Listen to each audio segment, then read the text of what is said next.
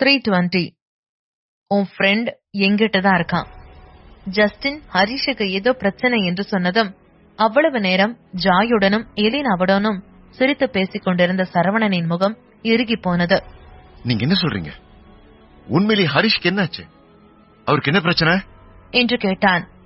சரவணா, உங்களுக்கு ரன்வீர தெரியும் தானே என்று ஜஸ்டின் கேட்டான். ஆமா, அவன் தானே டெய்ஸியை ஹர்ட் பண்ணது. அதனாலதான் அவனை அடிச்சேன். என்னாலதான் அவன் ஹாஸ்பிட்டல் போனான் என்று சரவணன் சொன்னான். அவன்தான், அவனாலதான் எல்லா பிரச்சனையும். இப்ப அவன் ஹரிஷால நரகத்துக்கே போயிட்டான். சும்மா அவனை 2 தட்டி விட்டு இருந்தா பிரச்சனை பெருசாக இருக்காது. ஆனா ஹரிஷ் அவனை கொன்னுட்டாரு. இப்ப அதான் பெரிய பிரச்சனை ஆயிடுச்சு. அது மட்டும் இல்ல, ஹரிஷ் இப்ப அயர்லாண்ட்ல தான் இருக்காரு என்று சொன்னான். என்ன, ஹரிஷ் அயர்லாண்ட்ல இருக்காரா? அவர் இப்ப இங்க வந்தாரு? அத பத்தியும் என்கிட்ட யாருக்கு எதுவும் சொல்லல என்று கேட்டான். ஆக்சுவலி ஹரிஷ் இத்தனை நாள் ஹாஸ்பிட்டல் இருந்தார். உங்களுக்கே தெரியும், சாதாரணமா அவர் அப்படி ஹாஸ்பிட்டல்ல தங்குற ஆள் இல்லன்னு. அது மட்டும் இல்லாம அவருக்கு டெய்ஸி ரொம்ப முக்கியம். உண்மையிலேயே டெய்ஸி எங்க போனான்னு அவருக்கு எதுவும் தெரியல. ஒருவேளை டெய்ஸி அவரை யதார்த்தமா மீட் பண்ணி இருந்தா கண்டிப்பா அவருக்கு ரன்வீரை பத்தி தெரியறதுக்கு வாய்ப்பே இல்லை என்று ஜஸ்டின் சொல்லிக் கொண்டிருக்கும் பொழுது சரவணன் ஏதோ யோசித்தான். பின்பு, இல்ல ஜஸ்டின், எனக்கு ஏதோ தப்புன்னு தோணுது. ஹரிஷ் டெய்ஸியை பார்த்து ரன்வீரை தாக்குனது, இது எல்லாமே ஒரு சதி வலைன்னு தோணுது. எல்லாமே பிளான் பண்ணிதான் நடந்திருக்குமோ என்று சரவணன் கேட்டான். அத பத்தி டீட்டெயிலா என்னால எதுவும் யோசிக்க முடியல. ஆனா தப்பு என் மேலதான். ஹரிஷ் ஹாஸ்பிட்டல் தானே இருக்காரு, என்ன ஆயிட போகுதுன்னு. இங்க சேஃபா தானே இருப்பாரு. அவர் யாரும் அப்ரோச் பண்ண மாட்டாங்கன்னு நினைச்சதுதான் நான் பண்ண பெரிய தப்பு. நீங்களே யோசிங்க, உண்மையிலேயே ஹரிஷ் எப்படி டெய்ஸியை பார்த்திருப்பாருன்னு என்று ஜஸ்டின் சொன்னான். ஏற்கனவே சரவணன் பல பிரச்சனைகளில் இருந்ததால் அவன் யோசித்தாலும் அவன் மூளைக்கு எதுவும் எட்டுவது போல இல்லை. உடனே, நானே ரொம்ப டென்ஷன்ல இருக்கேன். என்னால எதுவும் யோசிக்க முடியல. 2 பேரும் எப்படிதான் மீட் பண்ணி இருந்திருப்பாங்க என்று கேட்டான். Damn it, இப்படி நடக்கும்னு நான் நினைச்சு கூட பாக்கல. ஹரிஷ் அவரோட ரூம்ல தானே இருக்காரு. அங்க என்ன நடந்துற போகுதுன்னு நினைச்சேன். ஆனா பிரச்சனையே அங்கதான் நடந்திருக்கு. ஹரிஷ் ஹாஸ்பிட்டல் அட்மிட் ஆனதுல இருந்து எதுவும் பண்ணாம அமைதியா இருந்தார். அவருக்கு போர் அடிச்சதுனால அவர் பண்ண ஒரே விஷயம் டிவி பார்த்ததுதான். டெய்லி அந்த டிவியில நியூஸ் மட்டும் தான் ஓடிட்டு இருந்தது. ஆனா பாவம், அது வரைக்கும் அவரை பார்த்துக்கிட்டு இருந்த நியூஸ் ஒரு ஃபேக் நியூஸ்னு தெரியல. டெய்லி அந்த நியூஸ் ஓடிட்டு இருந்திருக்குது. ஆனா அந்த நியூஸ் தெளிவா தெரியாம பிளர் அடிச்சு தெரிஞ்சிருக்கு.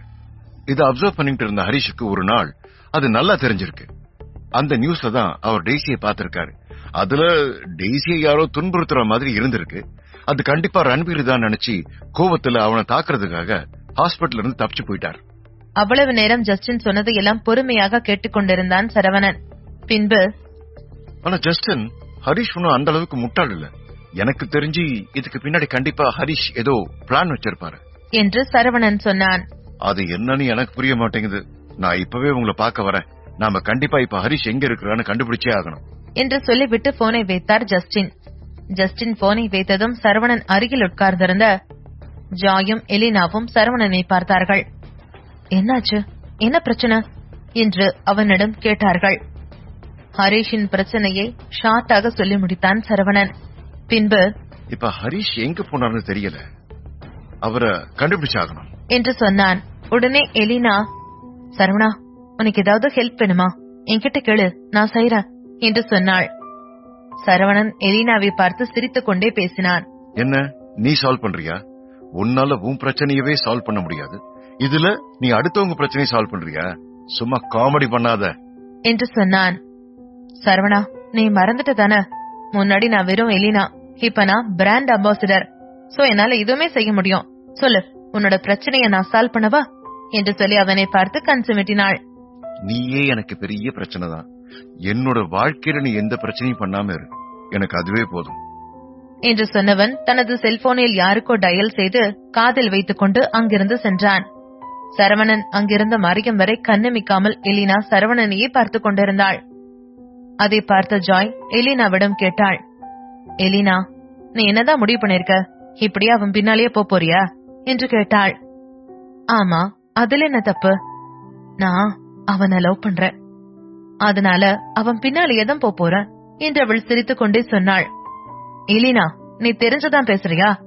நீ அவன் பின்னால எவ்வளவு போனாலும் அவன் உன்னை திரும்பி கூட பார்க்க மாட்டான். ஏன்னா என்று ஜாய் ஏதோ சொல்ல வந்தாள். உடனே எலினா, ஜாய், எனக்கு தெரியும். ஏன்னா அவன் தாரிகாவை லவ் பண்றான். அதனால என்ன லவ் பண்ண மாட்டான். ஆனா என்ன செய்ய, அவன் கூட இருக்கும்போது மட்டும்தான் நான் ரொம்ப ஹாப்பியாவும் கம்ஃபர்டாவும் ஃபீல் பண்றேன். நான் எவ்வளவோ சொல்லியும் என்னோட மனசு திரும்ப திரும்ப அவனோட பின்னாடிதான் போகுது. என்ன நடந்தாலும் சரி, நான் இப்படிதான் இருக்க போறேன் என்று சொன்னாள். எலினாவின் பேச்சில் பிடிவாதத்தை பார்த்த ஜாய்க்கு அவளை நினைத்து மிகவும் கவலையாக இருந்தது. இப்படி பிடிவாதம் பிடிப்பவளை என்ன சொல்லி சமாளிப்பது என்று எதுவும் தெரியாமல் அவளை பாவமாக பார்த்தாள். வில்லோவில் ஸ்டேஷனில் ஜஸ்டின் இருக்க அப்பொழுது சரியாக சரவணனும் அங்கு வந்து சேர்ந்தான். சரவண பார்த்ததும், ஜஸ்டின், சரவணா ஹரிஷ் பத்தி உங்களுக்கு ஏதாவது தெரிஞ்சதா என்று கேட்டான். இல்ல ஜஸ்டின், நான் ஹரிஷ் நம்பருக்கு பலமுறை போன் பண்ணிட்டேன். ஆனா அவர் என்னோட போன் எடுக்கவே மாட்டேங்கிறாரு என்று சொன்னான். நானும் ஏற்கனவே ட்ரை பண்ணிட்டேன், அவர் எடுக்கவே மாட்டேங்கிறாரு. இதுக்கப்புறம் நம்ம அமைதியா இருந்தா கண்டிப்பா நடக்க கூடாது, ஏதாவது ஒண்ணு நடந்துரும் என்று சொல்லிவிட்டு தனது செல்போனை எடுத்தவர் யாருக்கோ போன் செய்தார். அவர்களிடம் ஹரிஷின் செல்போன் கடைசியாக சிக்னல் காட்டிய இடத்தை பற்றி சொல்லி அதை விசாரிக்கும்படியும் சொல்லி போனை வைத்துவிட்டு சரவணனை பார்த்தான். நீங்க ஒண்ணும் கவலைப்படாதீங்க, இன்னும் கொஞ்ச நேரத்துல அவன் எங்க இருக்கான்னு தெரிஞ்சிடும். என்னோட ஸ்பை தீயா வேலை செய்வானுங்க. இதே கோஸ்டோனா இருந்தா கூட நான் ஹரிஷை கண்டுபிடிக்கிறதுக்கு அரை நாள் ஆகும். ஆனா இங்க என்னோட பவரே தனி என்று சொன்னான். சரவணன் சிரித்துக் கொண்டே, ஓஹோ அப்படியா என்று சொன்னான். அவன் மனதிற்குள்ளோ, அயர்லாந்துல இவருக்கு யார தெரிய போகுது, நம்ம முன்னால சும்மா சீன் போடுறாரு என்று சொல்லிக் கொண்டு நின்றான். சரவணன் அப்படியே நினைத்துக் கொண்டிருக்கும் பொழுதே ஜஸ்டினின் செல்போன் அடித்தது. அதை எடுத்து கேட்டவன் ஓகே என்று சொல்லிவிட்டு பின்பு சரவணனை பார்த்தான். சொன்ன எனக்கு இங்க தனி பவர் இருக்குன்னு. ஹரிஷோட செல்போன் கடைசியா காட்டின சிக்னல் படி அவர் இருந்த இடம் காட்டன் ஃபேமிலிக்கு சொந்தமானதுதான். அந்த இடம் எங்க இருக்குன்னு அவங்க ஃபேமிலியில எல்லாரும் இப்ப எங்க இருக்காங்கன்னு எல்லாத்தையும் கண்டுபிடிச்சாச்சு என்று சொல்லி தனது காலரை பெருமையாக தூக்கி விட்டுக் கொண்டான். அவரின் அந்த செய்கையை பார்த்து சரவணன் சிரித்தான். உண்மையை சொல்ல போனால் ஜஸ்டினை தெரிந்த நாளிலிருந்து இன்று வரை அவர் எப்பொழுதும் ஒரு புரியாத புதிராகத்தான் இருந்திருக்கிறான். இதுவரைக்கும் அவன் யார் என்று அவனை பற்றி எதுவும் சரவணனிற்கு தெரியவில்லை. பின்பு, ஒத்துக்கிறேன், நிஜமாவே நீங்க பவர்ஃபுல்லான ஆள் தான் என்று சொல்ல அப்பொழுது சரவணனின் செல்போன் சினுங்கியது. அதில் அன்னோன் நம்பரில் இருந்து கால் வந்திருந்தது. அதை பார்த்ததும் ஜஸ்டின், கண்டிப்பா இது அந்த தாமஸ் கிட்ட இருந்துதான் வரும், போன் அட்டெண்ட் பண்ணி என்னன்னு கேளுங்க என்று சொன்னார். பின்பு எதிர் திசையிலிருந்து, என்ன சரவணா, உன்னோட ஃப்ரெண்ட காணணும்னு தேடிட்டு இருக்கியா? அவர் என் கையில தான் சிக்கி இருக்காரு. அவர் உயிரோட இருக்கணுமா செத்து போகணுமான்னு நீதான் முடிவெடுக்கணும் என்று சொன்னார். 321 மிரட்டறியா? தாமஸ் சரவணனுக்கு போன் செய்து மிரட்டினான். அதை கேட்ட சரவணன் சிரித்தான். பின்பு, என்ன பிளாக்மெயில் பண்றியா? அதுக்கு நீ தப்பான ஆளை சூஸ் பண்ணிட்ட. என்ன பத்தி உனக்கு தெரியாதுல்ல. நான் யாருன்னு உனக்கு மெதுவா புரிய வைக்கிறேன். உண்மையிலேயே உனக்கு செத்து போகணும்னு ஆசை இருந்தா உனக்கு பிடிச்ச இடத்த நீயே சூஸ் பண்ணிக்கோ என்று சொன்னான். சரவணன் அப்படி சொன்னதும் தாமஸ் சத்தமாக சிரித்தான். இந்த நேரத்துல கூட காமெடி பண்ற பத்தியா? உன்னை எனக்கு ரொம்ப பிடிச்சிருக்க என்று சொல்லிவிட்டு போனை கட் செய்தான். தாமஸிடம் பேசிவிட்டு சரவணன் அமைதியாக இருந்தான். சரவணனின் அமைதியை ஜஸ்டின் பார்த்தான். பின்பு, நெக்ஸ்ட் என்ன பண்ணலாம் என்று கேட்டான். சரவணன் சிரித்துக் கொண்டே, வேற என்ன பண்ண, அந்த தாமஸ முட்டி போட வைக்கிற நேரம் வந்துருச்சு என்று சொன்னான். சரவணன், நீங்க என்ன சொல்றீங்க?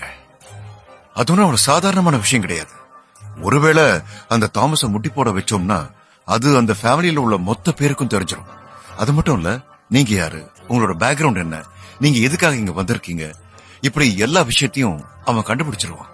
அப்புறம் நமக்கு தான் அது இஷ்யூ ஆகும் என்று சொன்னான். நடந்த அனைத்து விஷயங்களையும் கேள்விப்பட்ட பிலிப் நேராக அவனது தந்தை தாமஸை தேடிச் சென்றான். அவர் கடற்கரை ஓரம் இருந்த ஒரு கப்பல் அருகே நின்று கொண்டிருந்தார். அவரை பார்த்தவுடன் அவர் அருகில் சென்றான் Philip. Dad, what are you doing? நீங்க என்ன பண்றீங்க? தெரிஞ்சுதான் பண்றீங்களா? இந்த ஹரிஷ் யாரோட ஃப்ரெண்டுன்னு தெரியுமா என்று கேட்டான். பின்பு, நாமெல்லாம் நினைச்ச மாதிரி அந்த சரவணன் ஒன்னும் பிச்சைக்காரன், அவன் ஒரு பெரிய மேக்னெட் என்று சொன்னான்.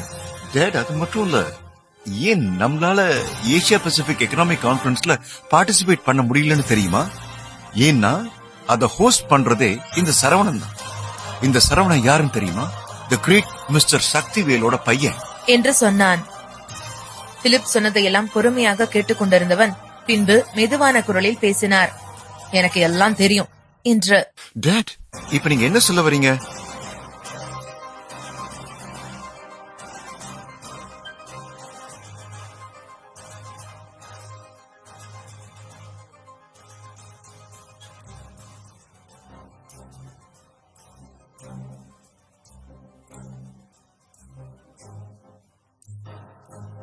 என்று சொன்னான்.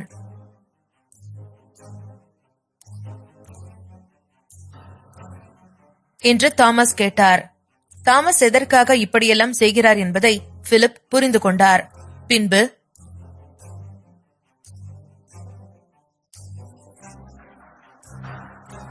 என்று சொன்னான்.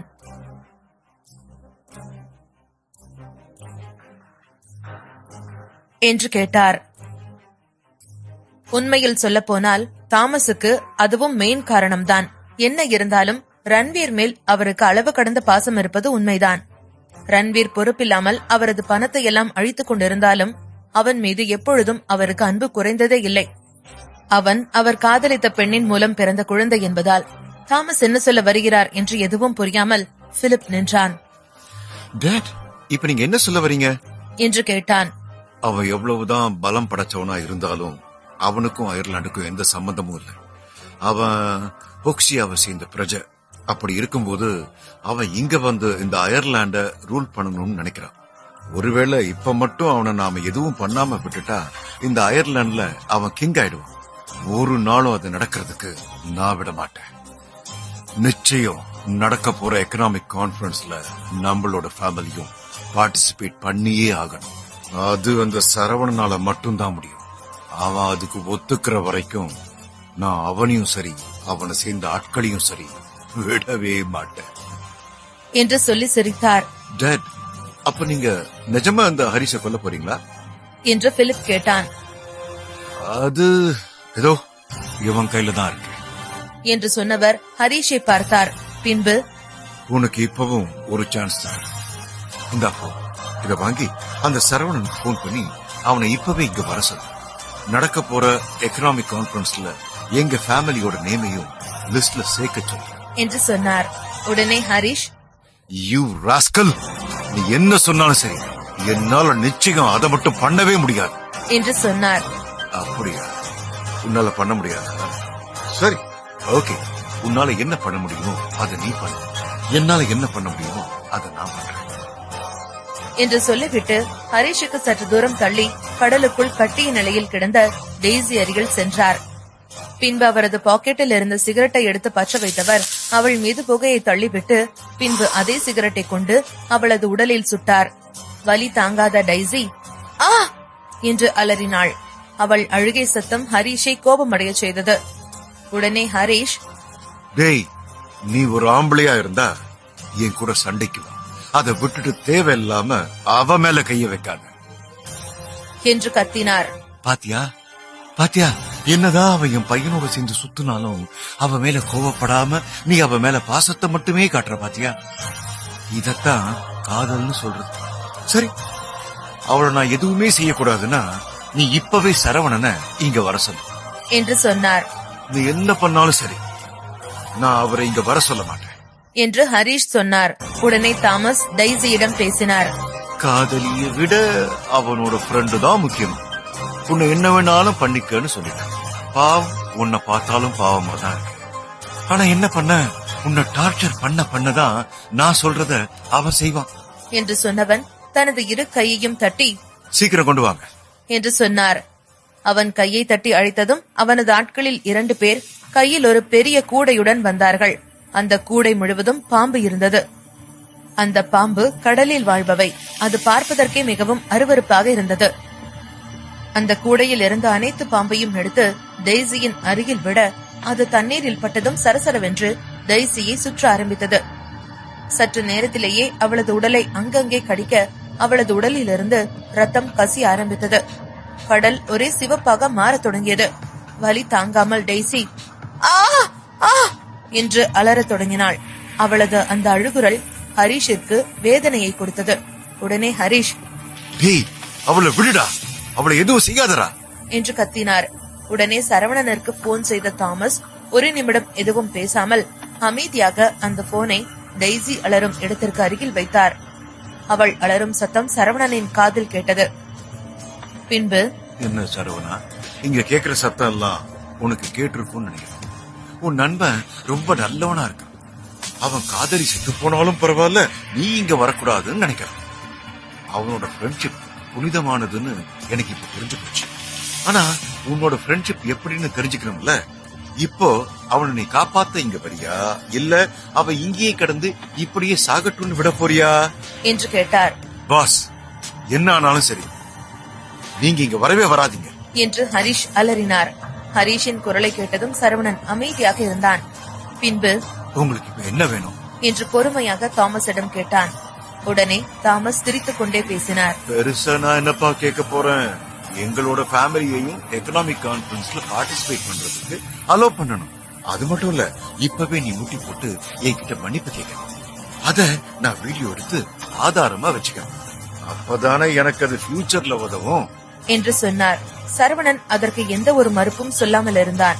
பின்பு, இப்ப என்ன, அந்த கான்ஃபரன்ஸ்ல உங்க குடும்பம் கலந்துக்கணும், அவ்வளவுதானே, நான் தாராளமா செய்யறேன் என்று சொன்னான். அதை கேட்ட தாமஸ் சிரித்துக் கொண்டே சொன்னார். எனக்கு தெரியும், கண்டிப்பா நீ இதை செய்வ. அப்படியே நீ முட்டி போடுறதையும் என்னோட 2 கண்ணால நான் பார்த்து ரசிக்க. அது உனக்கு ஓகே தானே என்று கேட்டார். எனக்கு ஓகே தான், நீங்க எப்படி சொல்றீங்களோ நான் அப்படியே செய்வேன் என்று சொன்னான் சரவணன்.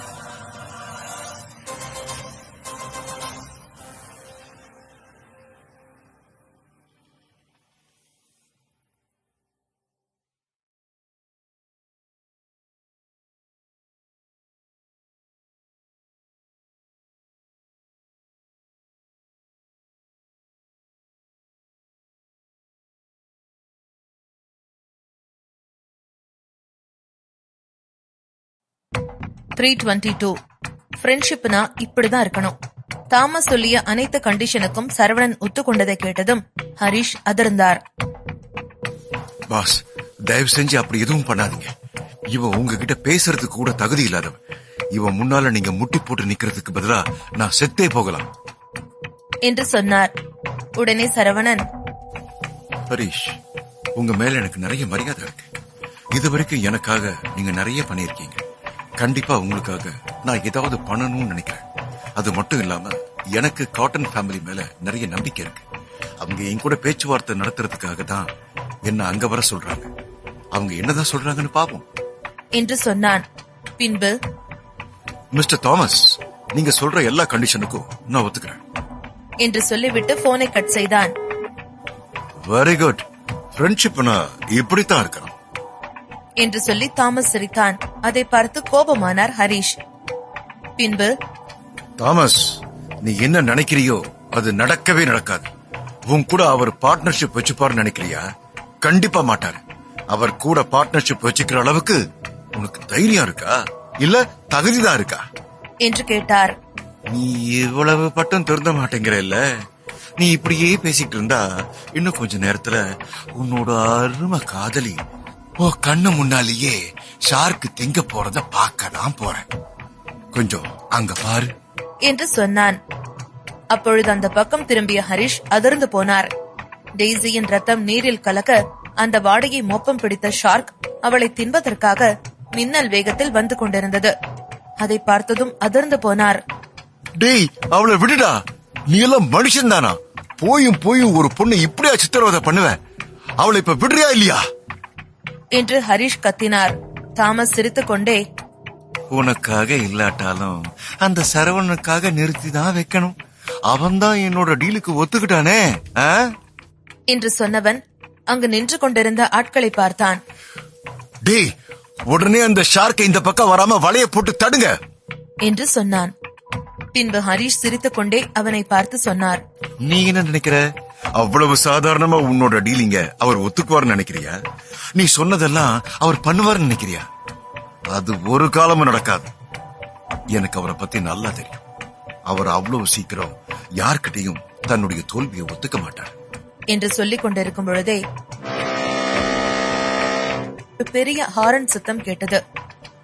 அது என்ன சத்தம் என்று திரும்பி பார்க்க அங்கிருந்த கடல் வழியாக 4-5 கப்பல்கள் வந்து கொண்டிருந்தது.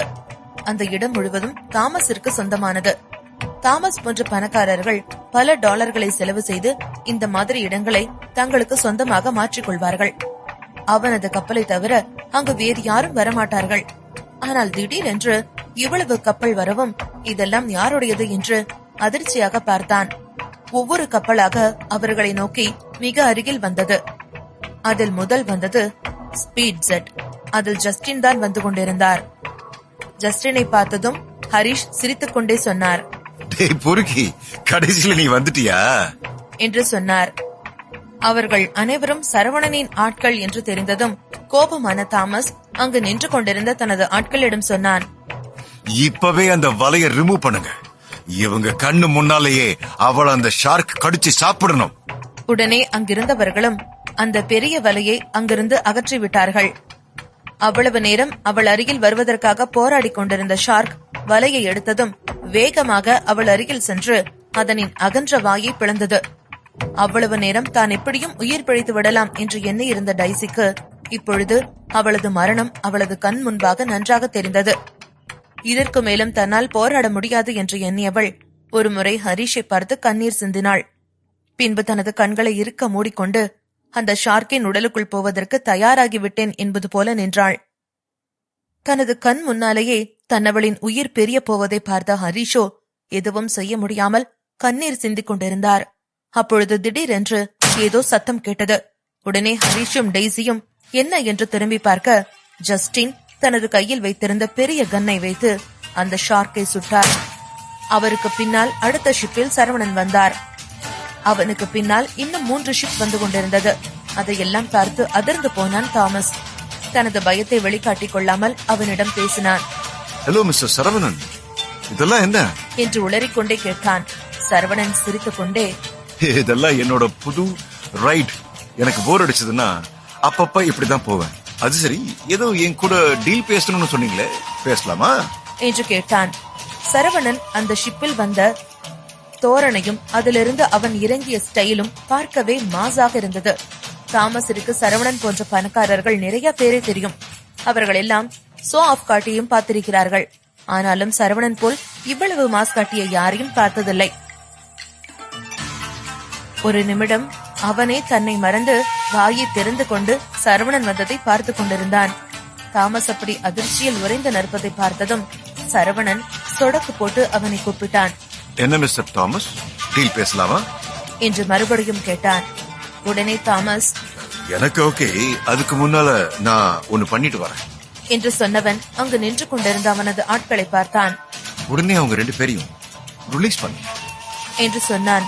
அவ்வளவு நேரம் அவர்கள் இருவரையும் கொல்ல துடித்துக் கொண்டிருந்த தாமஸ் திடீரென்று அவர்கள் இருவரையும் விடுவிக்க சொல்லவும் எதுவும் புரியாமல் தாமஸின் ஆட்கள் நின்றார்கள். பின்பு, நீங்க என்ன சொல்றீங்க? நிஜமாவே அவங்க 2 பேரையும் விட சொல்றீங்களா? ஆனா பாஸ், அப்படி விட்டுட்டா அது எவ்வளவு பெரிய அசிங்கம்னு உங்களுக்கு தெரியும் தானே? அவனது ஆட்களில் ஒருவன் கேட்டான். அவன் அப்படி கேட்டதும் ஓங்கி பளார் என்று அவனது கன்னத்தில் அறிந்தான். பின்பு, நான் என்ன சொன்னனோ அதை மட்டும் செய். இங்க நீ பாசா இல்ல நான் பாசா? இங்க என்ன நடக்குதுன்னு எதுவும் புரியாத உன்ன மாதிரி முட்டாள் எல்லாம் வேலைக்கு வச்சுக்கிட்டது என்னோட தப்புதான். சீக்கிரம் அவங்க 2 பேரும் ரிலீஸ் பண்ண, இல்ல உன்னை இங்கே கொன்னு புதைச்சிடுவேன் என்று சொன்னான். தாமஸ் அப்படி சொன்னதும் அதிர்ந்து போன அவனது ஆட்கள் வேகமாக ஓடிச் சென்று ஹரிஷையும் டெய்ஸியையும் விடுவித்தார்கள். தன்னை விடுவித்த அடுத்த நொடியை ஹரிஷ் வேகமாக டெய்ஸி அருகில் சென்று அவளை பிடித்து இழுத்து தன் மார்போடு அணைத்துக் கொண்டார். உடனே ஜஸ்டின், ராஸ்கல், இந்த பொண்ணுக்காக இவன் என்னென்னலாம் பண்றான் என்று சொல்லி அவர்கள் இருவரையும் பார்த்து சிரித்தார். தாமஸ் சரவணனின் அருகில் மெதுவாக சென்று நின்றான். பின்பு, மிஸ்டர் சரவணன், நீங்க இங்க வந்தது ரொம்ப சந்தோஷம். அப்புறம் நான் கொஞ்ச நேரத்துக்கு முன்னாடி என்ன பண்ணி இருந்தாலும் என்ன மன்னிச்சுங்க. உங்களுக்கே தெரியும் அதுக்கான காரணம் என்னன்னு. நான் பையனை எழுந்த சோகத்துல ஏதேதோ பண்ணிட்டேன். என்ன மன்னிச்சிருங்க. இந்த மாதிரி இனிமே பிரச்சனை பண்ண மாட்டேன். வந்ததுல இருந்து நின்னுட்டே இருக்கீங்க. வாங்க உட்கார்ந்து நம்ம எக்கனாமிக் கான்ஃபரன்ஸ் பத்தி பேசலாம் என்று சொன்னான். சரவணன் சிரித்துக் கொண்டே, என்ன எக்கனாமிக் கான்ஃபரன்ஸ பத்தி உன்கிட்ட பேசணும். அதுக்கு உனக்கு என்ன தகுதி இருக்கு என்று சொன்னவன் சட்டென்று அவனை ஓங்கி மிதித்து தன் முன்பு முட்டி போட வைத்தான். பின்பு அங்கிருந்த அவனது ஆட்களை பார்த்தான். இங்க என்ன வேடிக்கை பார்த்துட்டு இருக்கீங்க? ஒருத்தர் விடாம எல்லாரையும் அரெஸ்ட் பண்ணுங்க என்று சொன்னான். அவன் சொன்ன அடுத்த நொடியே அந்த ஷிப்பில் வந்து இறங்கிய அனைவரும் கையில் துப்பாக்கியுடன் தாமஸை சுற்றி நின்றார்கள்.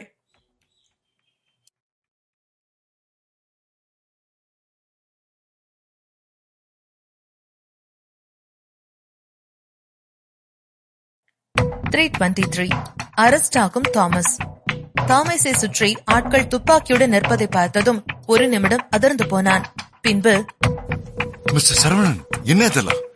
நாம 2 பேரும் டீல் பேசணும்னு சொல்லி தானே நீங்க இங்க வந்தீங்க என்று கேட்டான். சரவணன் சிரித்துக் கொண்டே, ஆமா, டீல் பேசணும்னு தான் வந்தேன். உன்னை எப்படி கொல்லலாம்? சரி சொல்லு, உனக்கு எப்படி சாகிறதுக்கு ஆசை? சொல்லு, உன்னோட ஆசையை நான் கண்டிப்பா நிறைவேற்றுறேன் என்று சரவணன் சொன்னான். அவர்கள் இருவரும் பேசிக் கொண்டிருக்கும் பொழுது அவர்கள் அருகில் இன்னொரு ஷிப் வந்தது. அதில் மாவீர் இருந்தார். சரவணனுக்கு என்ன ஆகியிருக்குமோ என்ற பயத்துடன் வந்தவர் தூரத்தில் வரும்பொழுது பைனாகுலர் மூலம் அங்கு என்ன நடக்கிறது என்று பார்த்தார். சற்று நேரத்தில் அந்த ஷிப் அவர்களுக்கு அருகில் வந்தது. பின்பு மாவீர் சரவணனின் அருகில் வந்தார். Mister Saravanan, you are really amazing. இந்த சீன்ல நானும் ஒரு பாட்டா இருந்தேன்னு நினைக்கும் போது எனக்கு ரொம்ப ஹாப்பியா இருக்கு என்று சொன்னார். மாவீரை அங்கு பார்த்ததும் ஒரு நிமிடம் அதிர்ச்சியான தாமஸ் சுற்றியும் முற்றியும் பார்த்தான், அங்கு என்ன நடக்கிறது என்று. ஆனால் அவனுக்கு எதுவுமே புரியவில்லை. இவனுக்கு எப்படி இவ்வளவு பவர் வந்தது? அதுவும் ஹோக்சியாவில இருந்து வந்து எப்படி இவ்வளவு அதிகாரம் செய்யறான் என்று சரவணனை ஆச்சரியமாக பார்த்து கொண்டு நின்றான் தாமஸ். பின்பு, சரவணா, நீ என்ன நினைச்சாலும் அது நடக்காது. உன்னால இங்க என்ன எதுவும் பண்ண முடியாது. இங்க உன் சட்டம் வேலை செய்யும் நினைக்கிறியா? இது அயர்லாந்து. உன்னால இங்க என்ன எதுவும் பண்ண முடியாது என்று சொன்னான். தாமஸ் அப்படி சொன்னதும் சரவணன் சத்தமாக சிரித்துக் கொண்டு சொன்னான், சட்டத்தை பத்தி நீ பேசுறியா?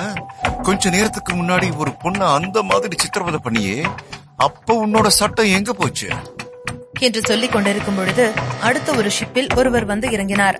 அவரை பார்த்ததும் தாமஸ் மிகவும் சந்தோஷமானான்.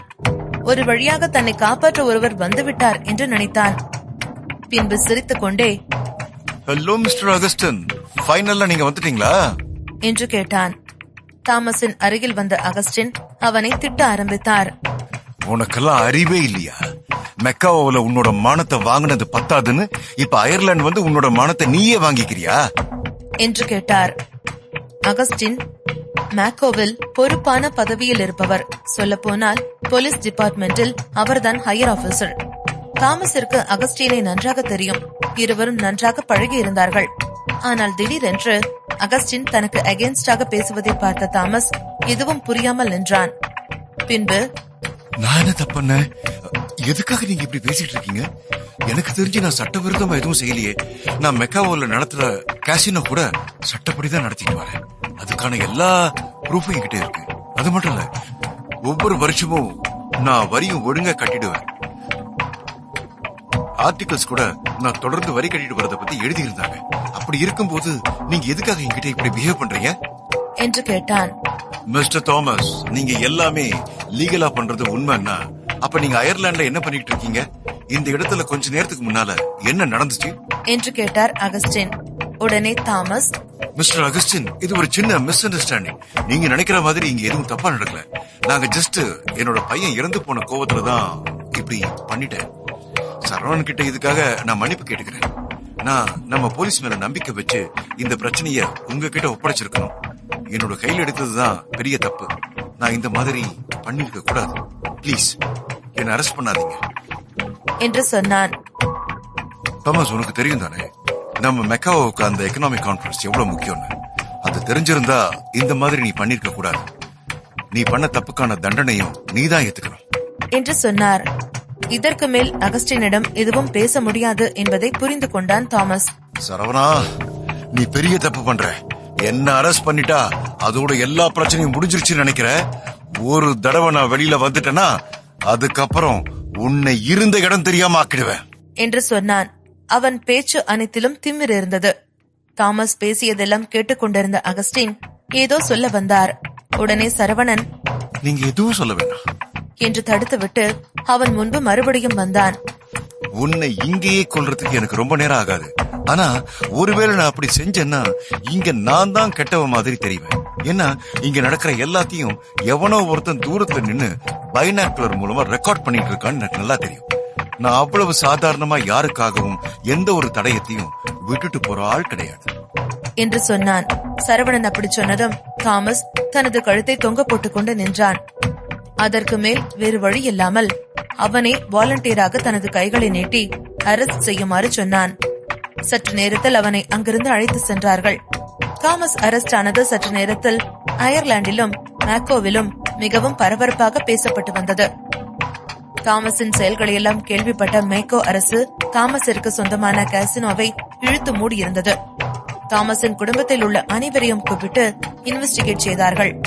பத்திரிகையாளர்களும் மீடியாக்காரர்களும் தாமஸின் குடும்பத்திடம் மாற்றி மாற்றி கேள்வி கேட்டார்கள். தாமஸின் குடும்பத்தில் உள்ள அனைவரும் புலம்ப ஆரம்பித்தார்கள்.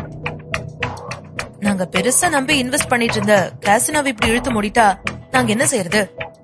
எதுக்காக இப்படி செஞ்சாங்க? கண்டிப்பா இதுல ஏதோ ஒரு விஷயம் இருக்கு என்று அவர்களுக்குள் பேசிக் கொண்டிருக்கும் பொழுதே பிலிப் உள்ளே வந்தான்.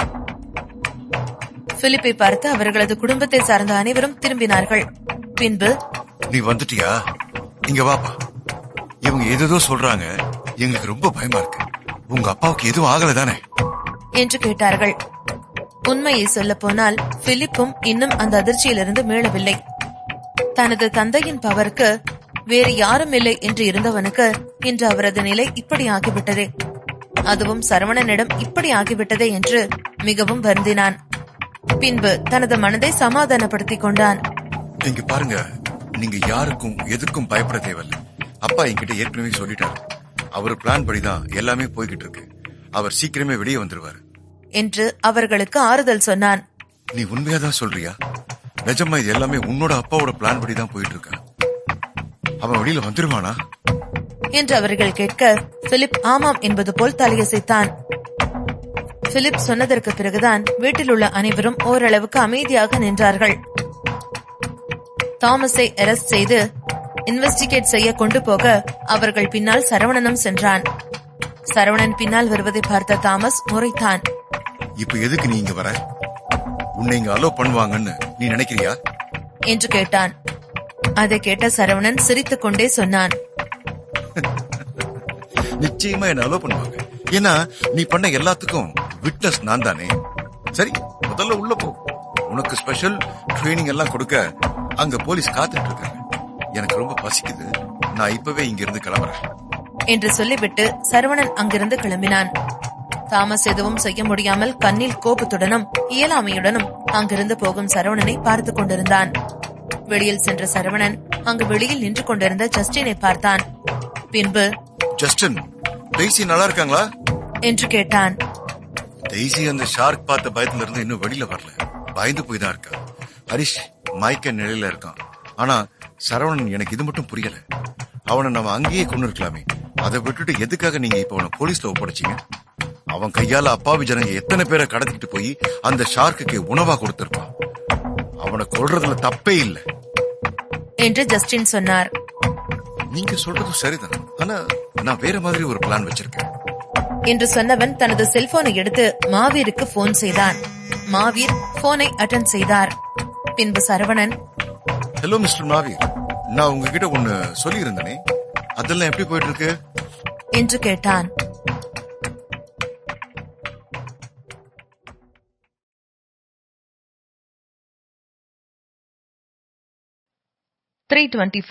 Galton family drama. ஒரு பக்கம் மாவீர் சரவணனிடமிருந்து அழைப்பு வந்ததும் பெரிதாய் இன்பமடைந்தார். இதுதான் சரவணன் தாமாக முன்வந்து அவருக்கு முதல் முறையாக அழைக்கிறான். சரவணனின் குரலை அவர் மண்டிக்குள் ஓடிக்கொண்டிருந்தது. நீங்க கவலைப்படாதீங்க, இந்த விஷயத்தை இன்னும் சுலபமா முடிக்க நாங்க மெல்பனியும் கூப்பிட்டு என சிரிப்புடன் கூறினார் மாவீர். சரவணன் அழைப்பை துண்டித்தான். ஏய், என்ன பண்ற நீ? நான் வேணும்னா உனக்கு ஐடியா கொடுக்குவா என்று கேட்டான் ஜஸ்டின். தாமஸ் எனக்கு ஒரு ஆளே இல்ல, அவனால ஒண்ணும் பண்ண முடியாது என அசல்ட்டாக கூறினான் சரவணா. அவனின் சிரிப்பை பார்த்து புருவம் சுருக்கினான் ஜஸ்டின். நாளுக்கு நாள் சரவணனின் மாற்றம் அவனை கேள்வியாய் பார்க்க வைத்தது. இருப்பது சரவணன் தானா இல்ல சக்திவேலா என்று யோசித்தான். சரி, அப்ப முதல்ல ஹாஸ்பிடல் போ என்றான் ஜஸ்டின். அங்கு மருத்துவமனையில் ஜாயும் எலினாவும் வந்தார்கள். எதுக்கு அவளை இங்க கூட்டிட்டு வந்த என எலினாவை பார்த்ததும் ஜாயை திட்டினான் சரவணா. எலினாவிற்கு இன்னும் சரவணனை பற்றி பெரிதா எதுவும் தெரியாது. கான்பரன்ஸ் முடியும் வரை அவளுக்கு எதுவும் தெரிய வேண்டாம் என்று நினைத்தான். அவன் கூறியதை கேட்டதும் முகத்தை சுருக்கினாள் எலினா. ஏ, நான் வரக்கூடாதா என்று கேட்டாள். சரவணன் ஒன்றும் சொல்லாமல் முகத்தை திருப்பிக் கொண்டான். ஜாய் கடுப்பில் கண்களை சுழற்றினாள். எலினா அடிக்கும் கூத்தை அவளால் பொறுத்துக் கொள்ள முடியவில்லை. ஆமா, நான் தான் இவ்வளவு வான்னு இழுத்துட்டு வந்த பாரு. அவ வந்தே தீர்வேன்னு வம்படியா வந்தா. நான் வேணான்னு சொல்லியும் கேட்கவே இல்ல. அப்புறம் நான் என்ன பண்றது? அதுவும் இல்லாம இப்ப அவ கான்பரன்ஸ் அம்பாசிடர். அவ சொல்றத கேட்காம இருக்க முடியுமா என கடுப்புடன் கூறினாள். சரவணா நக்கலாய் சிரித்தான். எலினா பக்கம் திரும்பியவன், யூசு, நீ இப்ப அம்பாசிடர், சோ உன்னை சுத்தி நிறைய ரிப்போர்ட்டர்ஸ் இருப்பாங்க, நீ தான் ஜாக்கிரதையா இருக்கணும் என்றான். அதில் அழகாய் முகத்தை சுழித்தாள் எலினா. எனக்கு அத பத்தி எல்லாம் கவலை இல்ல. நீ இங்க எனக்காக தான் வந்திருக்க. சோ மத்தவங்க உன்னை தொந்தரவு பண்ணாம பாத்துக்க வேண்டியது என் பொறுப்பு. அதுவும் இல்லாம உனக்கு இங்க யாரையுமே தெரியாது. அப்படியே உன்கிட்ட பிரச்சனை பண்றவங்கள என்னால தடுக்க முடியலனாலும் ஆல்பர்ட் குடும்பம் கிட்ட போய் என் அம்மா கால் விழுந்தாச்சும் உனக்கு ஹெல்ப் பண்ணுவேன் என்று வெகுளியாய் கூறினாள். சரவணன் அவளை ஆழமாய் பார்த்தான். அவளின் எண்ணம் அவனுக்கு புரியாமல் இல்லை. ஆனால் என்ன சொல்வது என்றுதான் அவனுக்கு தெரியவில்லை. நான் ஜஸ்ட் உன்னோட ஃபேக் பாய் ஃப்ரெண்ட். சோ நீ எவ்வளவு யோசிக்கணும்னு அவசியம் இல்ல. இப்ப எல்லாம் சரியாச்சு என்றான் சரவணா. எலினாவுக்கு இதயத்தை கத்தியால் குத்துவது போல இருந்தது. அந்நேரம் வாசலில் ஒரு குரல் கேட்டது. எப்படி அதுக்குள்ள எல்லாமே சரியாகும் என்று கேட்டது. யார் என்று திரும்பி பார்க்க பிலிப் வந்திருந்தான். உன்னை யார் இங்க வர சொன்னது என்று எரிந்து விழுந்தாள் எலினா. உனக்கு இப்ப சந்தோஷமா இருக்குமே மிஸ்டர் சரவணா என்று சீறினான் பிலிப். எலினா பிலிப் சரவணனுக்கு பிரச்சனை கொடுக்கவே வந்திருக்கிறான் என்று நினைத்து வேகமாய் சரவணன் முன்பு வந்து நின்றாள். அவன் கிட்ட வராத என்று பல்லை கடித்தாள். பிலிப்புக்கு பொறாமையாகவும் வயிற்றெரிச்சலாகவும் இருந்தது. சரவணன் நடிப்பதில் கில்லாடியாக இருக்கிறான் என்று நினைத்தான். சரியான ஆளுதான்டா நீ. ஏன் அப்பாவையே போலீஸ் ஸ்டேஷன்ல உட்கார வச்சிட்டல்ல என்று கோபத்தோடு கூறினான் பிலிப். இது எலினாவிற்கு புதிது. அதிர்ச்சியுடன் சரவணனை பார்த்தாள். தாமஸ் எப்பேற்பட்ட ஆள் என்று அவளுக்கு நன்றாக தெரியும். அவரை போய் எப்படி சரவணன் போலீஸ் ஸ்டேஷனுக்கு அனுப்பினான் என்று அதிர்ச்சியாக பார்த்தாள். தமக்கு இன்னும் அவனை பற்றி சரியாக தெரியவில்லையோ என்று யோசித்தாள். வா, நம்ம முதல்ல போவோம் என்ற ஜாய் எலினாவை அங்கிருந்து இழுத்து சென்றாள். ஒன்னும் பயங்கரமா தான் இருக்கு. ஆனா எக்கனாமிக் கான்ஃபரன்ஸ் தவிர உன்கிட்ட என்ன இருக்கு என்று எகத்தாளமாய் கேட்டான் பிலிப். முதலில் அவனுக்கு சரவணனிடம் மோத தைரியம் இல்லை. ஆனால் இப்போது மொத்த கால்டன் குடும்பமும் கதி கலங்கி நிற்கிறது. ஏற்கனவே நிலைமை மோசமாயிருக்கிறது. அதனால் சரவணன் எதிர்க்க அஞ்சவில்லை அவன். கால்டன் ஃபேமிலி எப்படிப்பட்டதுன்னு நான் உனக்கு காட்டுறேன் என்று இறுகிய குரலில் கூறினான் பிலிப். மருத்துவமனையை விட்டு வெளியே வந்த எலினா அவளின் போனை எடுத்து பார்த்தாள். அதிலிருந்து செய்தியை கேட்டு அதே இடத்தில் உறைந்து நின்றாள். என்ன என்று கேட்டாள் ஜாய்.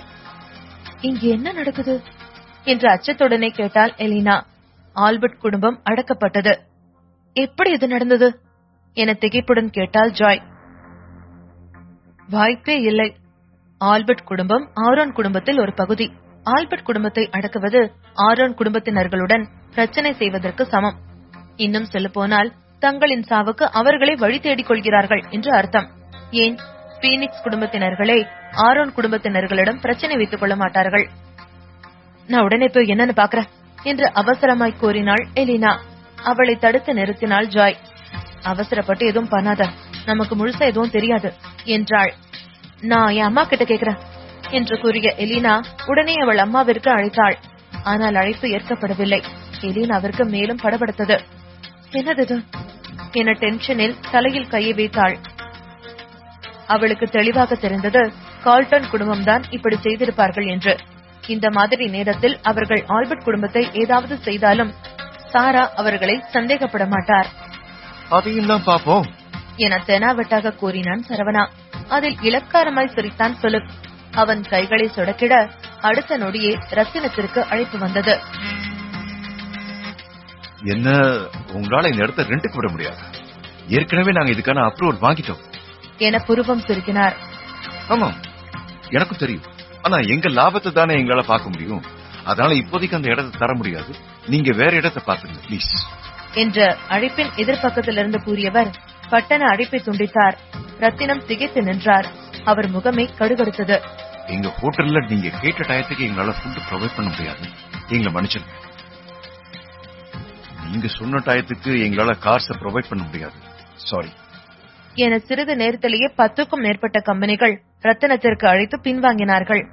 எல்லாம் கால்டன் குடும்பத்தின் வேலை. ரத்தினமே ஒரு நொடி பயந்து விட்டார். நன்றாக யோசித்தவர் சரவணனிடம் இதை பற்றி இப்போதைக்கு கூற வேண்டாம் என்று நினைத்தார். இதெல்லாம் ஒரு சிறு பிரச்சனைதான், சுலபமாக சரி செய்து விடலாம் என நினைத்தார். ஒருவேளை இவர்கள் மனதை மாற்றி வேறு இடத்தில் கான்பரன்ஸ் செய்ய ஏற்பாடு செய்தால் அது அயர்லாண்டை அசிங்கப்படுத்துவது போல், அதே போல ஹோக்சியாவையும் அசிங்கப்படுத்துவது போன்று இருக்கும். வேலன் குடும்பத்தினால் ஹோக்சியாவிற்கு அவமானம் ஏற்பட்டால் அது மெரைன் கிளப்பையும் கூட பெரிதாய் பாதிக்கும். இதனால் ரத்தினம் சரவணனிடம் இதை பற்றி கூறவில்லை. என்ன நடந்தாலும் அதை சால்வ் பண்ணிடுங்க என்று சரவணன் கூறிய வார்த்தை அவரது மனதிற்குள் ஓடியது என்று மனதில் நினைத்தார் ரத்தினம்.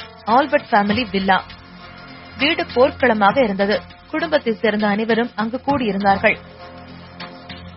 அனைவரும் திட்டிக் கொண்டும் சண்டை போட்டுக் கொண்டும் வாக்குவாதம் செய்து கொண்டும் இருந்தார்கள். சாராவிற்கு வேறு வழியில்லை. எப்படியாவது ஆரோன் குடும்பத்தினர்களை தொடர்பு கொள்ள வேண்டும் என நினைத்தார். ஆனால் ஆரோன் குடும்பத்தினர்களிடம் பேசி பார்த்திட அவர்கள் இதனை ஒரு பொருட்டாக கருதவில்லை என தோன்றியது.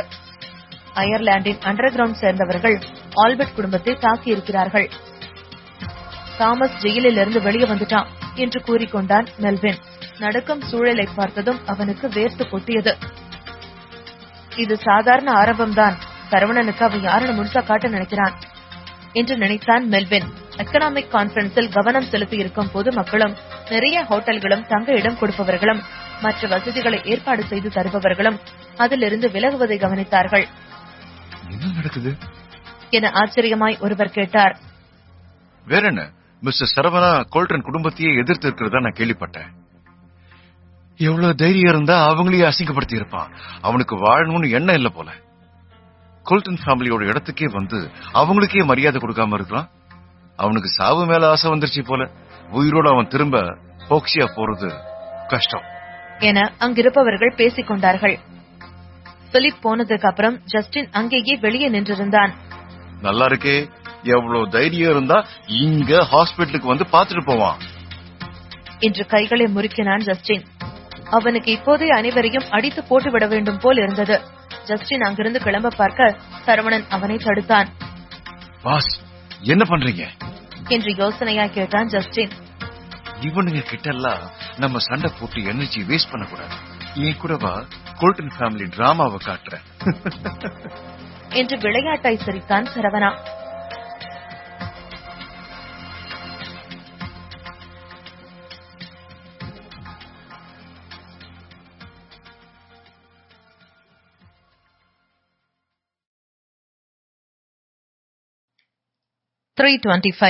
மறுபடியும் முதல்ல இருந்தா? ஜஸ்டின் அதிருப்தியுடன் இருந்தான். அவனுக்கு இது பிடிக்கவில்லை. ஆனாலும் அவன் எதுவும் செய்யவில்லை. வாங்க போவோம் என அங்கிருந்த ஹரிஷிடம் கூறினான். அவரும் அதிருப்தியில் தான் இருந்தார். ஆனால் சரவணன் இதற்கு ஏதேனும் தீர்வு காட்டுவான் என்று அறிந்திருந்தார். ஹாஸ்பிட்டலின் வெளியே கால்டன் குடும்பத்தின் அடியாட்கள் காத்துக் கொண்டிருந்தார்கள். ஆனால் சரவணனும் மற்றவர்களும் அவர்கள் கண்ணில் சிக்கவில்லை.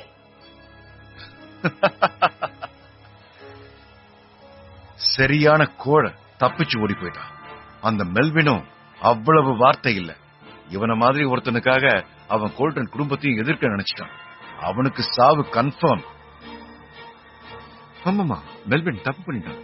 தாமஸ் வெளியே வந்ததுக்கு அப்புறம் மெல்வினை விடுவாருன்னு நினைக்கிறேன் என்று அடியாட்கள் தங்களுக்குள் பேசிக் கொண்டார்கள்.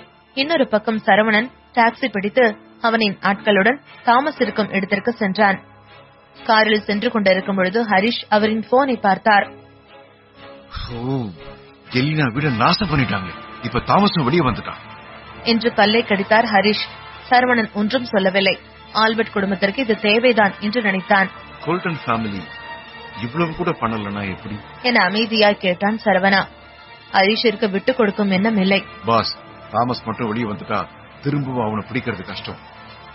உங்ககிட்ட பவர் இருந்தாலும் அண்டர் கிரவுண்ட் வேர்ல்ட சேர்ந்தவங்க அவ்வளவு சாதாரணமானவங்க இல்ல என்றார்.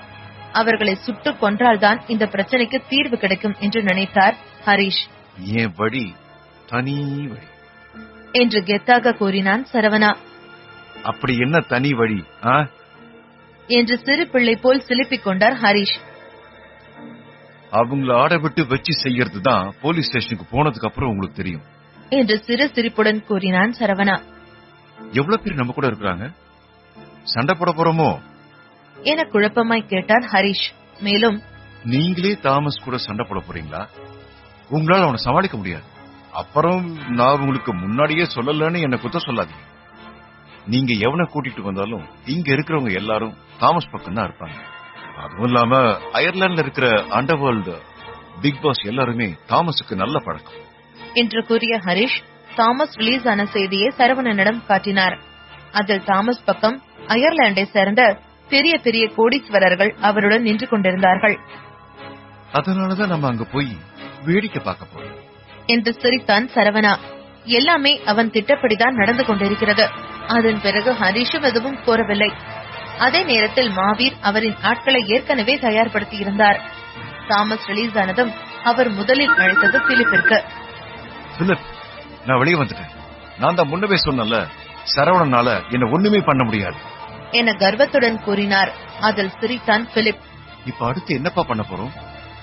என்ன பண்ண போறோம்? அயர்லாண்டோட உண்மையான ராஜா யாருன்னு அந்த சரவணனுக்கு காட்ட போறோம். இந்த எக்கனாமிக் கான்பரன்ஸ் நடத்த அவனுக்கு தகுதியே இல்லைன்னு காட்ட போறோம் என்றார் தாமஸ். அதில் பிலிப்பின் ரத்தம் கொதித்தது. ஆம், அந்த சரவணனுக்கு தகுதியே இல்லை. அப்படியே அந்த கான்பரன்ஸ் இங்கே நடந்துச்சுனாலும் அதுக்கு முழு பொறுப்பு கால்டன் குடும்பமா தான் இருக்கணும் என்று நினைத்தான். சரவணன் இங்கு கான்பரன்ஸ் நடத்த வேண்டும் என்றால் அவன் கால்டன் குடும்பத்திற்கு கைபொம்மையாக இருக்க வேண்டும். இல்லை என்றால் அவனால் நடத்த முடியாது என கர்வமாக நினைத்தார் தாமஸ். அவர் போலீஸ் ஸ்டேஷனை விட்டு வெளியே வந்ததும் நிறைய அண்டர்வேர்ல்டை சேர்ந்த ஆட்கள் அவருக்காக காத்திருந்தார்கள். மெல்வினை தவிர இனிதான் தாமஸின் ஆட்டம் ஆரம்பம். அவர் வெளியே வந்ததும் வாசலில் நிறைய பேர் படையெடுத்து வருவது போல் சத்தம் கேட்டது. ஒரு கூட்டமே அங்கு வரும் காலடி சத்தம் அது.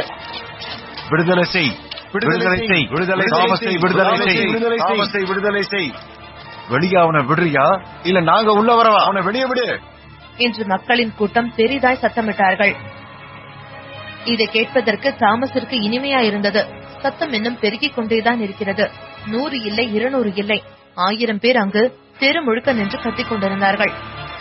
சரவணனும் மற்றவர்களும் அங்கு வந்த நேரத்தில் இன்னும் நிறைய மக்கள் கூட்டம் கூடியிருந்தது. இதை பார்த்து ஆர்வமானான் சரவணன். ஹரிஷிடமும் ஜஸ்டினிடமும் ஒரு சிறிய நோட்டீஸை கொடுத்தான்.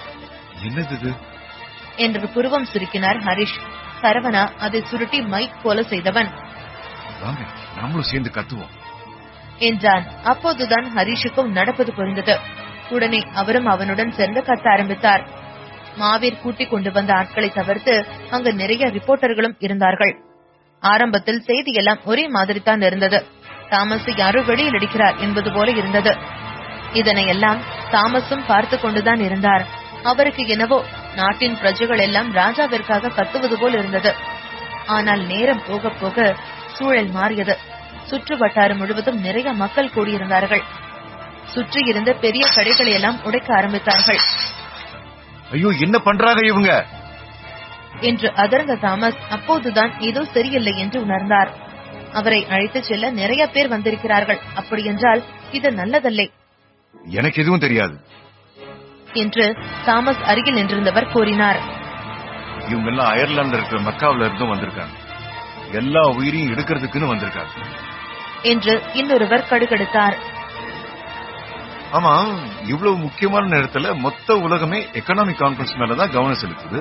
சோ அவங்க கவனமும் அயர்லாண்ட்ல நடக்கிறது மேலதான் இருக்கும் என்று இன்னொருவர் கூறினார். இதே முன்பு இப்படி நடந்திருந்தால் அது பெரிய விஷயமாக இருந்திருக்காது. ஆனால் இப்போது இருக்கும் நிலைமை வேறு. அங்க இன்னும் நிறைய பேர் இருக்காங்க. அவங்க எல்லாம் உங்க ஃபேமிலியை சேர்ந்தவங்க என்று இன்னொருவன் ஆச்சரியமாய் கூறினான்.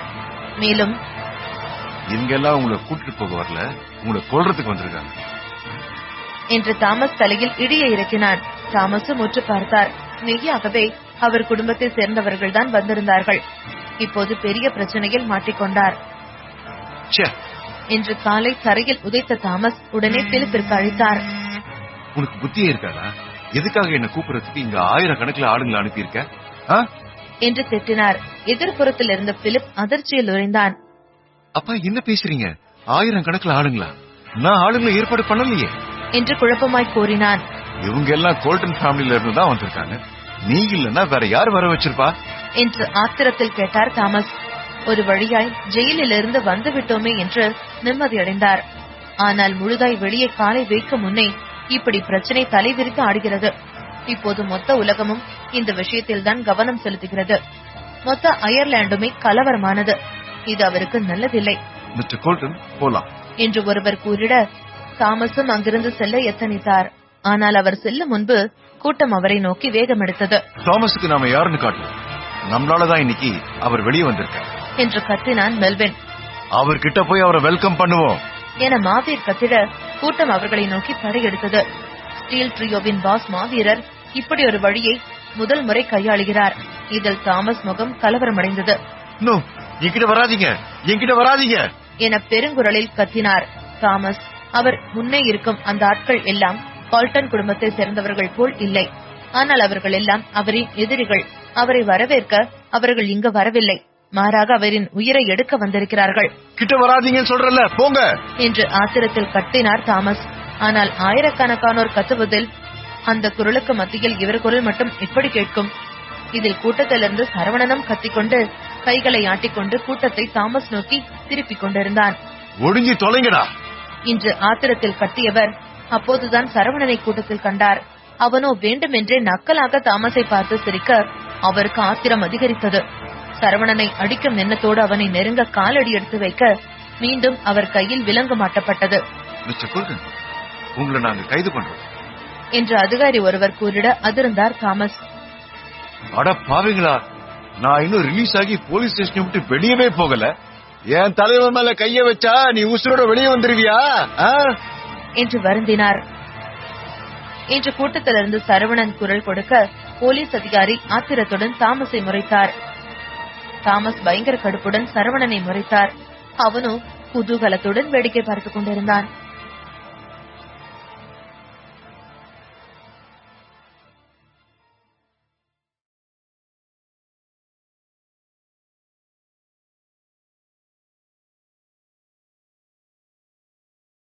தாமஸ் வெளியே வந்ததும் தனக்காய் மிக முக்கியமான நபர்கள் எல்லாம் இங்கு கூடியிருப்பதைக் கண்டு பெரிதாய் மகிழ்ச்சி அடைந்தார். எப்படியாவது எக்கனாமிக் கான்பரன்ஸிலிருந்து சரவணனை துரத்த வேண்டும் என்று முடிவெடுத்தார். தாம் இல்லை என்றால் எக்கனாமிக்ஸ் கான்பரன்ஸ் நடக்காது, நடத்தவும் முடியாது என்று காட்டெடுத்து துடித்தார். அந்த இடத்தை சுற்றி நிறைய போலீஸ் அதிகாரிகள் கூடினார்கள். மேலும் சத்தம் அதிகரித்துக் கொண்டே இருந்தது. அவர்களாலும் அந்த கூட்டத்தை கட்டுப்படுத்த முடியவில்லை. நிறுத்துங்க, நிறுத்துங்க, என்கிட்ட வராதீங்க என்று பெருங்குரலில் கத்தினார் தாமஸ். தாமஸின் செயலை பார்த்ததும் கூட்டம் மேலும் முன்னேறி அவரை நெருங்கி போலீஸ் ஸ்டேஷன் கதவையை உடைத்து விட்டார்கள். இடம் Asia Pacific economic corporation center of Ireland. எல்லையை மீறி போயிட்டு இருக்கு என்று அங்கிருந்தவர் கூறினார். கான்பரன்ஸின் லீடர் வெளிநாட்டிலிருந்து கலந்து கொள்ள வந்திருப்பவர்களை இன்முகத்துடன் வரவேற்றார். இந்த நிகழ்வு நல்லபடியாக முடிந்தால் அயர்லாந்திற்கு பெருமை. ஆனால் இதில் ஏதேனும் பிசிறு தட்டினால் நிறைய பாதிப்பு நாட்டுக்கே ஏற்படும். அதற்கு இடம் கொடுக்க தயாராக இல்லை விதார்த் கம்பெனி. ஜேம்ஸ் சாண்ட்லர் அயர்லாந்தில் அதீத செல்வாக்கு பெற்றவர். அவரும் கான்பரன்ஸில் பங்கேற்க உள்ளார்.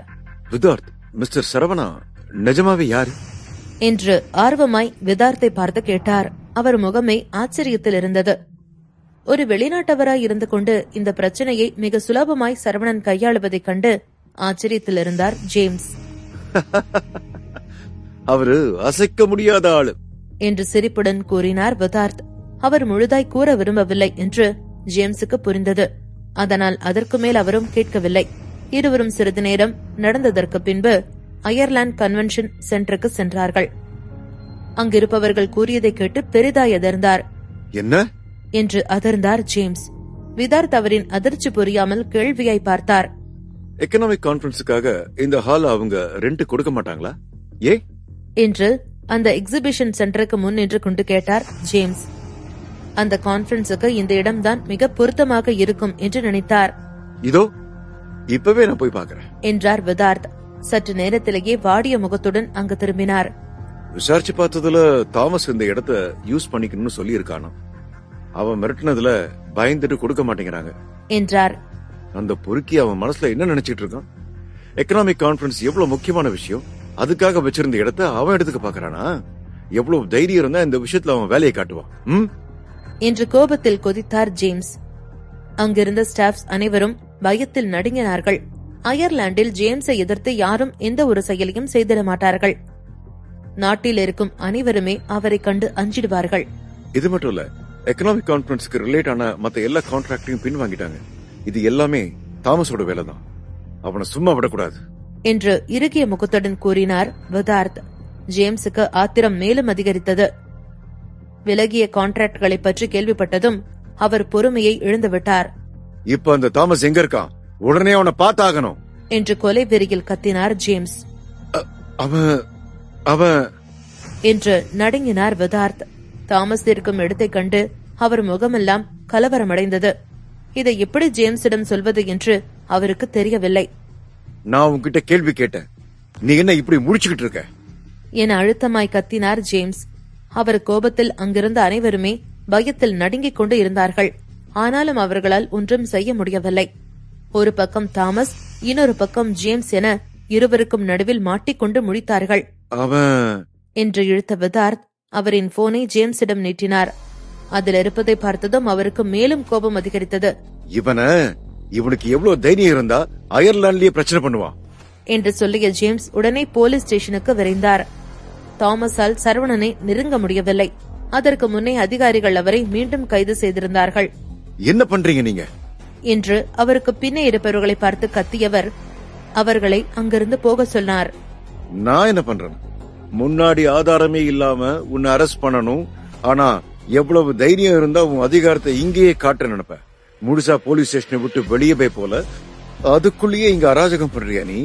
அயர்லாண்டோட சமூகம் சட்டத்தால நிறைஞ்சிருக்கு. இங்க உன்னால ஒரு புல்லையும் புடுங்க முடியாது என்று சீறினார் அதிகாரி. தாமஸ் அதிர்ச்சியில் உறைந்தார். சரவணன் கையாளும் முறை அவரை நடுங்கச் செய்தது. அவரை பொறுத்தவரை சரவணன் மிக சாதாரணமான ஒருவன். அவனால் ஒன்றும் செய்ய முடியாது என்று நினைத்தார். ஆனால் இன்று அந்த சாதாரண ஒருவனால் அவர் திரும்பவும் ஜெயிலுக்கு போக போகிறார். தைரியம் இருந்தா பண்ணு. நான் யாருன்னு தெரியுமா? நான் ஒண்ணு என் ஆளுங்களை வர சொல்லல. சோ தேவையில்லாம என் மேல பழி போடாத என்றார் தாமஸ். யாருடா நீ? என் பின்னால யார் இருக்குன்னு தெரியுமா? அயர்லாண்ட ரெப்ரசன்ட் பண்ணி நான் இங்க வந்திருக்கேன். இங்க இருக்கிற மக்களோட பாதுகாப்புக்காக நான் ரெப்ரசன்டா இருக்கேன். உன்னை இப்பவே நாங்க கைது பண்றோம் என்றார் போலீஸ் ஆபீசர். எவ்வளவு திமிரு இருந்தா என்ன அரெஸ்ட் பண்ணுவ என்று கர்ஜித்தார் தாமஸ். தாமஸை சுற்றி இருந்த மக்கள் தாக்குதல் நடத்த தயாராக இருந்தார்கள். அவர் இப்படி கத்தியதும் அடுத்த நொடியே அந்த ஆபீசர் மீது பாய்ந்தார்கள். அந்த இடமே சண்டை கலவரமானது. சரவணா, என்கிட்டயும் வேலையை காட்ட நினைக்கிறியா?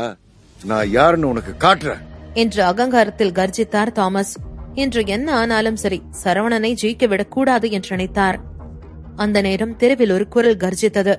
எவ்வளவு தைரியம் இருந்தா இப்படி பண்ணுவ என்று கேட்ட அந்த குரல் கணீர் என்று இருந்தது. அங்கிருந்த மக்கள் அனைவரும் இங்கு என்ன நடக்கப் போகிறது என பார்க்க ஆர்வமானார்கள். ஜேம்ஸ் வந்துவிட்டார். இந்த விஷயத்திற்கு முடிவு கட்ட வந்துவிட்டார். அவரை சுற்றி சோல்ஜர்கள் கூட்டத்தை விலக்கிக் கொண்டு வந்தார்கள். ஜேம்ஸ் தனியாக வரவில்லை. அவருடன் ஒரு படையை வந்திருந்தது. கடவுளே, ஏன் இப்படி எல்லாம் நடக்குது என்று தனக்குள்ளேயே கேட்டுக்கொண்டார் தாமஸ். என் நாட்டையே எதிர்க்க நினைக்கிறியா என தாமஸிடம் வந்து சீற்றத்துடன் கேட்டார் ஜேம்ஸ். இருவருமே அயர்லாந்தில் அதீத ஆதிக்கம் பெற்றவர்கள். தெருவில் கூடியிருப்பவர்கள் யார் துள்ளிக் கொண்டு வருகிறார்களோ அவர்களை அங்கேயே சுட்டுக் கொண்டார்கள். அதனால் சீக்கிரமே அந்த இடம் அமைதியானது. அனைவரும் அதே இடத்தில் அமர்ந்தனர். ஆயுதம் ஏந்திய வீரர்கள் மட்டுமே அங்கு நின்று கொண்டிருந்தார்கள். தாமஸிற்கு இதை பார்க்கவே உடல் நடுங்கியது. இவ்வளவு பெரிய படையை இப்போதுதான் முதலில் தாமஸ் பார்க்கிறார். தாமஸ் ஏமாற்றப்பட்டார். சரவணன் அவரின் சொந்த ஆட்கள் மூலமாக அவரை குற்றவாளி போல பிம்பத்தை தோற்றுவித்து விட்டான். சரவணன் தாமஸுக்கு சிறப்பான சம்பவத்தை செய்து விட்டான். ஜேம்ஸ் என்று மெல்ல அழைத்தார். அதில் பெரிதாய் சிரித்தார் ஜேம்ஸ். அடுத்த நொடியே அவர் முகம் இறுகியது. பளார் என்று தாமஸ் கன்னத்திலேயே அறைந்தார். அங்கு கூட இருந்த ஆயிரக்கணக்கான மக்களுக்கும் அந்த அறையின் சத்தம் கேட்டது. அது தாமஸுக்கு மட்டும் விழுந்த அறையில்லை, அவரை போல் இருக்கும் திமிரெடுத்த அண்டர் கிரவுண்ட் வேர்ல்டில் இருக்கும் ஆட்களுக்கும் சேர்ந்து விழுந்த அறைதான். என் பேரை சொல்லி கூப்பிடுறதுக்கு உனக்கு என்னடா தகுதி இருக்கு என்று கர்ஜித்தார் ஜேம்ஸ். அதில் தலை குனிந்து கொண்டார் தாமஸ். இத நான் பண்ணல என்று முகத்தை சுருக்கி அப்பாவி போல கூறினார் தாமஸ். என்ன, நீ பண்ணலையா? நீ பண்ணாம பின்ன வேற யார் பண்ணியிருப்பா சொல்லு? உன்னை தவிர இந்த மாதிரி காரியத்தை யாரால பண்ண முடியும் என்று சீறினார் ஜேம்ஸ். அயர்லாந்தில் தாமஸை தவிர கால்டன் குடும்பத்தை சேர்ந்த அடியாட்களையும் மற்ற அண்டர் கிரவுண்ட் ஆட்களையும் அழைப்பதற்கு யாருக்கும் தகுதியில்லை. இப்போது அவரால் வெறுமனே தலையை மட்டும்தான் அசைக்க முடிந்தது. அவர் கண்கள் கோபத்தில் சிவந்திருந்தது. அது என்று கூறி எழுத்த தாமஸ் கூட்டத்தை பார்த்தார். அவருக்கு சரவணன் தான் இதை செய்தான் என்று சொல்ல வேண்டும் போல் இருந்தது. ஆனால் கூட்டத்தில் நின்றிருந்தவனோ சாதாரண பொதுமக்கள் போல அப்பாவியாக கன்னத்தில் கை வைத்துக் கொண்டு வேடிக்கை பார்த்துக் கொண்டிருந்தான் சரவணா. அதை பார்த்ததுமே தாமஸுக்கு பற்றி கொண்டு வந்தது. மிஸ்டர் சாண்ட்லர், நான் இப்ப ஒரே ஒரு போன் கால் பண்ணிட்டுமா? நான் ரொம்ப நேரம் எடுத்துக்க மாட்டேன், ஒரே ஒரு நிமிஷம் போதும் என்று தன்மையாக கெஞ்சினான் தாமஸ். சரி என தாமஸ் மறுக்கவில்லை என்பதனால் ஒப்புக்கொண்டார் ஜேம்ஸ். அதன் பின் தாமஸ் போனை எடுத்து சரவணனுக்கு அழைத்தார். மிஸ்டர் சரவணா, பிளீஸ் இந்த ஒரு தடவை என்ன விட்டுருங்க. எனக்கு தெரியும் உங்களால் இதை பண்ண முடியும்னு என்று கெஞ்சினார் தாமஸ். தாமஸ் சரவணனிடம் கெஞ்சிக் கொண்டிருந்தார். இதற்கு முன் அவனிடம் இப்படி கெஞ்சுவோம் என்று அவர் கனவிலும் நினைக்கவில்லை. சரவணன் கையாளும் முறை அவர் கற்பனைக்கும் அப்பாற்பட்டிருந்தது. சொல்லியதும் சரவணன் பதிலை கூட எதிர்பார்க்காமல் அழைப்பை துண்டித்தார் தாமஸ். அதன் பின் மீண்டும் அவரை போலீஸ் ஸ்டேஷனுக்குள் அழைத்து சென்றார்கள். சட்டம் ஒன்னு இருக்குன்னு நினைச்சு சந்தோஷப்படு என்றார் ஜேம்ஸ். இறுகிய முகத்துடன் லேசாய் தலையசைத்தார் தாமஸ். அவர் சட்டப்படி எதுவும் செய்யவில்லை என்றாலும் நல்ல வேளையாக இன்று அதே சட்டம் மூலமாக அவர் உயிர் தப்பியது. இல்லையென்றால் வெளியே இருப்பவர்களால் இவர் உயிர் இந்நேரம் பறிபோயிருக்கும். அயர்லாந்து மீடியா முழுவதும் இந்த செய்தி அடுத்த 5 நிமிடத்தில் பரவத் தொடங்கியது. இதுவரை தாமஸ் சம்பந்தப்பட்ட எந்த ஒரு செய்தியும் மீடியாவில் வெளிவந்ததில்லை. ஆனால் இம்முறை அவரை தலைப்புச் செய்தியாய் இருந்தார். அதையும் தாண்டி மொத்த கால்டன் குடும்பமும் தடை செய்யப்பட்ட குடும்பமாக மாறியது. கால்டன் குடும்பத்தை சேர்ந்த அனைவரும் கைது செய்யப்பட்டார்கள். கால்டன் குடும்பத்தின் டிரான்சாக்சன் டீடைல்ஸும் இன்வெஸ்டிகேட் செய்தார்கள். கால்டன் குடும்பத்தை சேர்ந்த காசினோவிலும் சோதனை புரிந்தார்கள். அங்கு சென்று வந்த மக்கள் முதலீட்டாளராக இருந்தாலும் சரி, சூதாட்டம் ஆடுபவர்களாக இருந்தாலும் சரி, அனைவரையும் விசாரித்தார்கள். இந்த விஷயமே கால்டன் குடும்பத்தில் மிகப்பெரிய பாதிப்பை உண்டாக்கியது. அதனாலேயே நிறைய பேர் கால்டன் குடும்பத்துடன் இருந்த தொடர்புகள் எல்லாத்தையும் துண்டித்துவிட்டு அவர்களை விட்டு விலகினார்கள். அயர்லாண்டை சேர்ந்த மக்கள் எல்லாம் கால்டன் குடும்பத்தின் அழிவை பார்த்து மகிழ்ச்சியில் இருந்தார்கள். இப்போது அனைத்தும் பழைய நிலைக்கு திரும்பியிருக்கிறது. ஜேம்ஸ் மிகப்பெரிய நல்ல விஷயத்தை செய்திருக்கிறார். இன்னொரு பக்கம் சரவணன் தாமஸை பார்க்க சென்றான். சரவணனும் தாமஸும் பார்த்துக் கொள்ள தாமஸ் எள்ளலாக சீறினார். தாம் இவ்வளவு முட்டாளாக இருந்திருக்கிறோமே என்று நினைத்து நகைத்தார். நான் ஏன் இத பத்தி யோசிக்கவே இல்ல என்று தனக்குத்தானே பேசிக் கொண்டார் தாமஸ். எதிரிக்கு எதிரி என் நண்பன் கேள்விப்பட்டது இல்லையா என்று கேட்டான் சரவணா. அயர்லாந்தில் எக்கனாமிக் கான்பரன்ஸ் நடைபெற உள்ளது என்றால் அதற்கு தலைமை தாங்கும் அதிகாரமும் தகுதியும் ஜேம்ஸுக்கு மட்டும்தான் இருக்கிறது. ஜேம்ஸ் எங்கிருந்தோ வந்தவன், அதுவும் சரவணன் போன்ற ஒருவனை கான்பரன்ஸுக்கு தலைமை தாங்க அவ்வளவு எளிதில் விட்டுவிட மாட்டார். எதுக்காக இவனுக்கு விட்டு கொடுத்த என்று கேட்டார் தாமஸ். அதனால்தான் இன்று அவர் அவன் முன் தோற்று நிற்கிறார். ஆரம்பத்திலிருந்து ஜேம்ஸ் சரவணனுக்கு உதவி செய்வார் என்று தாமஸ் நினைக்கவில்லை. இதற்கு முன்னால் வரை ஜேம்ஸ் சரவணனிற்கு எக்கனாமிக்ஸ் கான்பரன்ஸ் ஏற்பாடு செய்ய எந்த ஒரு உதவியும் செய்யவில்லை. முதல்ல நான் கோவமா தான் இருந்தேன். ஆனா அப்புறமா யோசிச்சு பார்த்தேன், இவராலதான் நடக்குது. சோ நான் என்ன பண்ண முடியும் என தோலை குலுக்கினார் ஜேம்ஸ். நீ அவ்வளவு சீக்கிரம் விட்டு கொடுக்கிற ஆள் இல்லையே என்று ஜேம்ஸை நம்பாமல் கேட்டார் தாமஸ். அதுதான் உண்மையான காரணமாக இருந்திருந்தால் சரவணன் இங்கு வந்தது அவருக்கு பிடித்திருக்காது. அதில் யோசனை செய்வது போல் முகத்தை சுருக்கினார் ஜேம்ஸ். சில நேரத்துல சின்னதா இருக்கிறது எல்லாமே ஒருத்தர் என்ன தப்பா எடை போட்டு விடுவோம். ஆனா அதுக்கு முன்னாடி இவ்ளோ பெரிய விஷயம் இருக்குன்னு அதை நெருக்கமா பார்த்தாதான் தெரியும் என்றார் ஜேம்ஸ். தாமஸுக்கு ஜேம்ஸ் எதை பற்றி கூறுகிறார் என்று நன்றாய் புரிந்தது. அப்போ நான் சரவணன் பத்தி தெரியாம அவனை அண்டர் எஸ்டிமேட் பண்ணி இருக்கேன்னு சொல்றானா என்று மனதில் நினைத்தார் தாமஸ். மிஸ்டர் சரவணா, நாம டீல் பேசலாமா? பிளீஸ் என்னை விட்டுடுங்க என்றார் தாமஸ். உன்னை இப்படியே விட்டுருவோன்னு நினைக்கிறியா? என்று எள்ளலாக கேட்டார் ஜேம்ஸ். இந்த விஷயத்திற்கும் அவருக்கும் எந்த சம்பந்தமும் இல்லை. இதிலிருந்து அவருக்கு லாபம் மட்டும்தான். அதில் பல்லை கடித்தார் தாமஸ். சரவணன் ஜேம்ஸ் பக்கம் திரும்பினான். ஜேம்ஸ், நான் இதுல முடிவெடுக்கலாமா என்று கேட்டான். அதில் அதிர்ந்தவர் கண்களை சுருக்கி சரவணனை பார்த்தார். தாராளம் என்றார் ஜேம்ஸ். ஓகே, எனக்கு 200 பில்லியன் கொடு என்று நேரடியாக கூறினான் சரவணா. என்ன என்று பெரிதாய் திகைத்தார் தாமஸ். 200 பில்லியன் ஒன்றும் சாதாரண தொகை இல்லையே. புரியல. 200 பில்லியன் டாலர்ஸ் கேட்டேன் என மீண்டும் அழுத்தமாய் கூறினான் சரவணா. இம்முறை தாமஸ் மேலும் அதிர்ந்தார். டாலர் கணக்கில், அதுவும் 200 பில்லியன் என்றால் அவரால் எப்படி கொடுக்க முடியும்? கால்டன் குடும்பத்தின் மொத்த சொத்து மதிப்புமே 150 பில்லியன் டாலர் தான். அப்படியே அதை கொடுக்க நினைத்தாலும் 50 பில்லியன் டாலர் இடிக்கிறதே. இங்கிருப்பவர்கள் எல்லாம் தாமஸிடம் பிடுங்கிக் கொள்ள நினைக்கிறார்கள். ஆனால் சரவணன் அது மட்டுமா செய்கிறான்? அவரை தவிக்க வைக்கவும் பார்க்கிறான். என்ன விளையாடுறியா நீ என்று கேட்டார் தாமஸ். எனக்கு அதுக்கு டைம் எல்லாம் இல்ல. உனக்கு வாழ்க்கை வேணும்னா 200 பில்லியன் டாலர்ஸ் கொடு. உன் மானத்தை காப்பாத்திக்கணும்னா அதுல 100 பில்லியன் டாலரை நீ ஏசியா பசிபிக் எக்கனாமிக் கான்பரன்ஸ்க்கு டொனேட் பண்ணதா சொல்லிக்கோ. மிச்சம் இருக்கிற பிளாக் மணி எல்லாமே அயர்லாந்துக்கு சொந்தமானது என்று தாமஸிடம் ஆரம்பித்து ஜேம்ஸிடம் முடித்தான் சரவணா. ஜேம்ஸ் முதலில் அதிர்ந்தான். ஆனால் கடைசியாக கூறியதை கேட்டு லேசாய் சிரித்தார். சரவணனின் அறிவுத்திறன் அவரை ஆச்சரியத்தில் ஆழ்த்தியது. எப்படியும் 200 பில்லியனை கொடுத்திருந்தால் சரவணனை விட்டுவிட மாட்டான் என்று தெரிந்துதான் இப்படி செய்கிறான் என்று நினைத்தார் ஜேம்ஸ். இது ஜேம்ஸுக்கு ஒரு வழியில் உதவிதான்.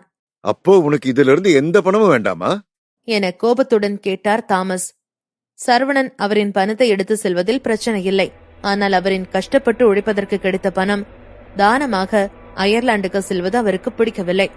200 பில்லியன் டாலர். நான் கூட உன்னை என்னவோ நினைச்சேன். ஆனா நீ இப்படி ஒரு வடிகட்டின முட்டாளா இருப்பன்னு எதிர்பார்க்கல. பணம் சம்பாதிக்கிற திறமை உனக்கு இருந்தும் அதை எடுத்துக்க உனக்கு தைரியம் இல்லையே என வேண்டுமென்றே தூண்டிவிடும் எண்ணத்தில் கேட்டார் தாமஸ். சரவணன் அருகில் இருக்கும் ஜஸ்டினை ஏன் சரவணன் இப்படி முட்டாள்தனமாய் செய்கிறான் என்று யோசித்தான்.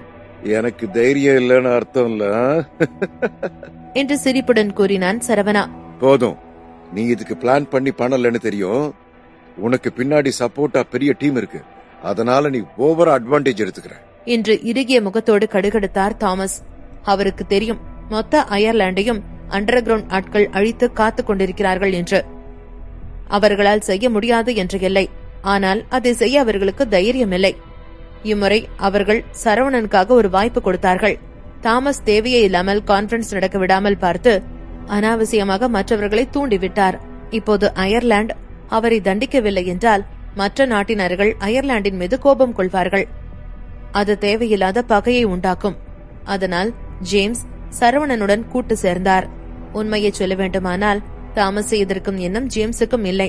ஆனால் சரவணனால் தான் இந்த நிலைக்கு தள்ளப்பட்டார். இந்த சொச்ச பணத்தை பத்தி எல்லாம் எனக்கு கவலையே இல்ல என அசட்டையாக கூறினான் சரவணா. என்ன என பெரும் அதிர்ச்சியுடன் சரவணனை நிமிர்ந்து பார்த்தார் தாமஸ். என்ன சொன்னா? 200 பில்லியன் டாலர் இவனுக்கு சொச்ச பணமா? இவனுக்கு கண்ணு தெரியுமா தெரியாதா என்று மனதில் நம்ப முடியாமல் யோசித்தார். சரவணன் நடிக்கிறானா என்று பார்க்க அவனும் மிகவும் சாதாரணமாய் நின்று கொண்டிருந்தான். உண்மையிலேயே இவன் அவ்வளவு பெரிய பணக்காரனா? பணத்தை பத்தி கவலை இல்லையா என்று யோசித்தார் தாமஸ். சரி, நான் ஒத்துக்கிறேன் என்று பல்லை கடித்துக் கொண்டு கூறினார் தாமஸ். ஜேம்ஸின் முகம் இறுகியது. 200 பில்லியன் டாலர் என்பது அயர்லாந்தின் 7 வருட லாபக்கணக்காகும். அப்போ நான் போலாமா என்று அனைத்து பேப்பர்களிலும் கையெழுத்து போட்டுவிட்டு பணத்தையும் கொடுத்துவிட்டு கேட்டார் தாமஸ். ஓகே, போயிட்டு வாங்க, டாடா என சரவணா அவர் மீண்டும் இங்கு வரவேண்டும் என்ற அர்த்தத்தோடு கூறினான். அதில் தாமஸிற்கு ஆத்திரம் அதிகரித்தது. தேங்க்யூ மிஸ்டர் சரவணா என்று கடுப்புடன் கூறி அங்கிருந்து கிளம்பினார் தாமஸ். அவர் சென்ற பின் ஜேம்ஸ் சரவணனுடன் கை குலுக்கினார். மிஸ்டர் சரவணா, என்ன மன்னிச்சிருங்க. நீங்க அயர்லாந்துக்கு வந்த முதல் நாள் நான் உங்களை பிக்கப் பண்ண வரல. என்னோட இந்த சிறு புத்திக்காக நான் உங்ககிட்ட மன்னிப்பு கேட்டுக்கிறேன் என்றார் ஜேம்ஸ். பரவாயில்ல என்று புன்னகைத்தான் சரவணா. எக்கனாமிக் கான்பரன்ஸ் ரிலேட்டடா இருக்கிற மத்த எல்லா விஷயத்தையும் நான் பாத்துக்கிறேன். இனிமே நீங்க கவலைப்பட வேண்டாம் என்றார் ஜேம்ஸ். இட்ஸ் ஓகே, என்னால பாத்துக்க முடியும் என்று சிரிப்புடன் கூறினான் சரவணா. மிஸ்டர் சரவணா, உங்களுக்கு ரொம்ப பெரிய மனசு. தாமஸ ஒடிச்சு கட்ட மட்டும் நீங்க எனக்கு ஹெல்ப் பண்ணல, இவ்வளவு பெரிய பணத்தையும் கொடுத்திருக்கீங்க. நம்ம இன்னைக்கு நைட் ஒன்னா ட்ரிங்க் பண்ணலாமா? நம்ம ஃபியூச்சர்லயும் ஒன்னாவே ஒர்க் பண்ணலாம் என்று புன்னகையுடன் கூறினான் ஜேம்ஸ். தேங்க்ஸ் ஆனா எனக்கு இன்னைக்கு முக்கியமான வேலை இருக்கு, நெக்ஸ்ட் டைம் பார்க்கலாம் என்று கூறி அங்கிருந்து வெளியேறினான் சரவணா. பாஸ், என்ன அவனை அப்படியே விட்டுட்டீங்க? உங்களுக்கு அதுல இருந்து கொஞ்சம் கூட வேணாமா என்று குழப்பமாய் கேட்டான் ஜஸ்டின். நானாவது அவனை விடுறதாவது, அவனை அப்படியே விடுறதா இருந்தா உன்னை இங்கேயே கூப்பிட போறேன் என்று சிரிப்புடன் சரவணன் கேட்க மகிழ்வுடன் சிரித்தான் ஜஸ்டின். அயர்லாந்தில் தாமஸ் போலீஸ் ஸ்டேஷனில் இருந்து வெளியே வந்ததும் ஒரு பெருமூச்சு விட்டார். ஷிட் ஷிட் ஷிட் என்று கத்தினார். ஒரே நாளில் இப்படியான ஒரு தோல்வியை சந்திப்பார் என்று அவர் நினைத்திருக்கவில்லை. போலீஸ் ஸ்டேஷனை விட்டு வெளியே வந்தவருக்கு அவர் பார்த்ததை நினைத்து பெரும் ஆச்சரியமாக இருந்தது. இதெல்லாம் எப்படி நடக்கிறது என்று யோசித்துக் கொண்டிருந்தார். சிறிது நேரத்திற்கு முன்னாடி வரைக்கும் அங்கே நூற்றுக்கணக்கான பேர் இருந்தார்கள். ஆனால் இப்போது ஒரே ஒரு கிளீனரை தவிர வேறு யாரும் இருக்கவில்லை. அதை பார்த்ததும் அவருக்கு இன்னும் குழப்பமாக இருந்தது. அப்போது அங்கே தாமஸை கூட்டிக் கொண்டு போக வந்திருந்தவன் அவரை பார்த்து, எப்படி எல்லாரையும் சும்மா போக விட்டீங்க என்று கேட்டான். ஆமா மிஸ்டர் கோல்டன், அவங்க ரொம்ப தூரம் போயிட்டாங்க, நீங்க சும்மா விட்டுருக்க கூடாது. அங்கே கூடியிருந்த பல பெரிய கைகள் எல்லோரும் சேர்ந்து திட்டிக் கொண்டிருந்தார்கள். இந்த நேரத்திலும் தாமஸ் பொறுமையை மட்டும் இழந்துவிடக் கூடாது என்பதில் உறுதியாக இருந்தார். அப்படி இழந்தால் தான் நிஜமான தோல்வி என்று நினைத்தார். அப்போது அங்கே இருந்த இன்னொருத்தன், ஆமா, இத சும்மா விடக்கூடாது என்று கத்தினார். அதை கேட்டதும் தாமஸ் உடனே அவரின் பக்கம் திரும்பி, ஏன் விட முடியாது? உங்களால ஜேம்ஸ் சாண்ட்லருக்கு நிகரா நிக்க முடியுமா என்று கேட்டார். அதற்கு அந்த மனிதர் இல்லை என்பது போல் தலையை ஆட்டினார். அதை கேட்டதும் தாமஸும் மேலும் கீழும் தலையை ஆட்டிவிட்டு, இங்க இருக்கிற யாருக்குமே ஜேம்ஸுக்கு நிகரா நிக்கக்கூடிய தைரியம் இல்ல. அப்படி இருக்கும்போது எதுக்கு சும்மா கத்திக்கிட்டு மட்டும் இருக்கீங்க என்று கேட்டார். ஆனாலும் இதை இப்படியே விட்டுற முடியாது இல்லையா? அது மட்டும் இல்லாம அவங்க மீடியா முன்னாடி மொத்த அண்டர் கிரவுண்டையும் செருப்பால் அடிச்சா மாதிரி பண்ணிட்டாங்க. சரி, யாரும் கவலைப்படாதீங்க. கூடிய சீக்கிரத்திலேயே நான் என்னோட ரெப்யூட்டேஷனை திரும்ப எடுக்க போறேன். அவனுக்கு அந்த கான்ஃபரன்ஸ் ரொம்ப முக்கியம் தானே, எப்படியாவது அதை வச்சே தீர்வுன்னு சொல்லிட்டு இருக்கான். ரத்தாறு ஓடுற கான்ஃபரன்ஸ் எப்படி இருக்குன்னு சொல்லி நான் அவனுக்கு காட்ட போறேன் என்று பதில் சொன்னார் தாமஸ். தாமஸ் சொன்னதை கேட்டதும் எல்லோரின் மனதிலும் அந்த நாளுக்கான காத்திருப்பு தொடங்கியது. அப்போது தாமஸுக்கு பிலிப்பிடமிருந்து கால் வந்தது. அப்பா, கோல்டன் ஃபேமிலியோட எல்லா சொத்தையும் இன்வெஸ்டிகேட் பண்ணிட்டாங்க. இதுக்கு மேலே நம்மளால எல்லாத்தையும் திருப்பி போட முடியாது என்று மிகவும் உடைத்து போன குரலில் சொன்னான். தாமஸ் ஏற்கனவே இதை எதிர்பார்த்துதான் இருந்தார். அவர் நினைத்திருந்ததை விட சரவணன் பலே கில்லாடியாக இருப்பது புரிந்தது. அதே நேரம் அவனை ஜெயிக்க இப்போது பணம் தேவையில்லை என்று புரிந்தது. ஏய், எனக்கு கொஞ்சம் ஆளுங்க வேணும் என்று மிக கடுமையான குரலில் சொன்னார். அதை கேட்டதும் பிலிப் உடனே, அப்பா, என்ன ஆக்ஷன் எடுக்க போறீங்களா என்று கேட்டான். ஆமா, இனிமே யாராலையும் கோல்டன் ஃபேமிலி கிட்ட இருந்து தப்பிக்க முடியாது என்று கர்ஜித்தார். போலீஸ் ஸ்டேஷனுக்கு வெளியே சரவணன் சொன்னதன் அர்த்தம் புரிந்ததும் ஜஸ்டின் புன்னகைத்தான். சார், செம்ம, எனக்கு புரிஞ்சிருச்சு. உண்மையிலேயே நீங்க பெரிய வித்தக்காரன் தான் சார். ஆனா இப்போதைக்கு உடனே உங்களால ஒண்ணும் பண்ண முடியாது என்று சொன்னார். ஜஸ்டின் சரவணனை பெருமிதத்துடன் பார்த்துக் கொண்டிருந்தார். அவருக்கு சரவணனின் பொறுமையை பார்த்துத்தான் அதிக ஆச்சரியமாக இருந்தது. அவராக இருந்திருந்தால் இந்நேரத்திற்கு எல்லாவற்றையும் பட்பட் என்று போட்டு தள்ளிவிட்டு போயிருப்பார். அப்படி பார்க்கும்போது சரவணன் தாமஸ் உச்சிக்கு போகும் வரை காத்துக் கொண்டிருந்து விட்டு தள்ளிவிட போட்டிருக்கும் பிளானில் அதிக கிக் இருந்தது. சரவணன் ஜஸ்டினை பார்த்து என்றான். ஹரிஷ் வந்ததும் சரவணனை கோபத்துடன் பார்த்தான். அதை பார்த்த சரவணன், என்ன உனக்காக படி வாங்கலன்னு சொல்லி கோச்சிக்கிட்டியா என்று கேட்டான். ஆமா, பின்ன நீ பண்ண காரியத்துக்கு பார்த்ததுமே உன்னை கட்டி வச்சு கொஞ்சமா? நீ ஏன் அவனுங்கள அங்க வச்சு கொள்ளலன்னு சொல்லி என்னால புரிஞ்சுக்க முடியும். ஆனா இப்ப எதுக்கு காசுக்காக அவங்கள போக விட்ட என்று கடும் கோபத்துடன் கேட்டான். சரவணன் அதை கேட்டதும் லேசாக தலையை ஆட்டினான். உண்மையை சொல்ல வேண்டுமாக இருந்தால் அவர்களிடம் அவ்வளவு பணம் இருக்கும் என்று சரவணன் எதிர்பார்த்திருக்கவில்லைதான். யாருக்குதான் காசை பார்த்ததும் ஆசை வராது? இதுதான் நார்மலான தியரி. ஹரிஷ் கத்தி முடித்ததும் உடனே இடையில் புகுந்த ஜஸ்டின், என்ன லூசு மாதிரி பேசிட்டு இருக்கீங்க? சாரோட பிளானே வேற என்றார். சரி, என்ன பண்ண போற? அவன் ஆல்ரெடி போயிட்டான். இதுதான் அவன் அரெஸ்ட் பண்ண கிடைச்ச முதலும் கடைசியுமான சான்ஸ். இனிமே உன்னால தாமஸ பிடிக்க முடியுமா? இந்த நேரத்துக்கு அவனோட இடத்துக்கு போயிருப்பான். அவனோட இடத்துல நாமெல்லாம் ஒண்ணுமே இல்லாத ஆளுங்க. அதனால இனிமே உன்னால அவனை பிடிக்க முடியாது. ஆனா அவன் அடுத்து பண்ண போறது கண்டிப்பா ஒரு பெரிய பழிவாங்கலா தான் இருக்கும். ஹரிஷுக்கு அண்டர் கிரவுண்டில் இருப்பவர்களை பற்றி நன்றாகவே தெரியும். அதிலும் குறிப்பாக பழிவாங்குதல் என்று வந்துவிட்டால் எப்படி மிருகத்தனமாக நடந்து கொள்வார்கள் என்று தெரியும். தாமஸும் இப்பொழுது எப்படியும் ஒரு பெரும் பழி தாக்குதலுக்காக ரெடியாகி கொண்டிருப்பான் என்று யோசித்தான். முதலில் ஆல்பர்ட் ஃபேமிலியை தாக்கிவிட்டு அடுத்து கான்ஃபரன்ஸை தாக்குவான் என்று யோசித்தான். ஹரிஷின் கோபத்திற்கான முக்கால்வாசி காரணம் அவன் சரவணனுக்காக யோசித்தான். அவனுக்கு ஏதும் நடந்துவிடுமோ என்று பயந்தான்.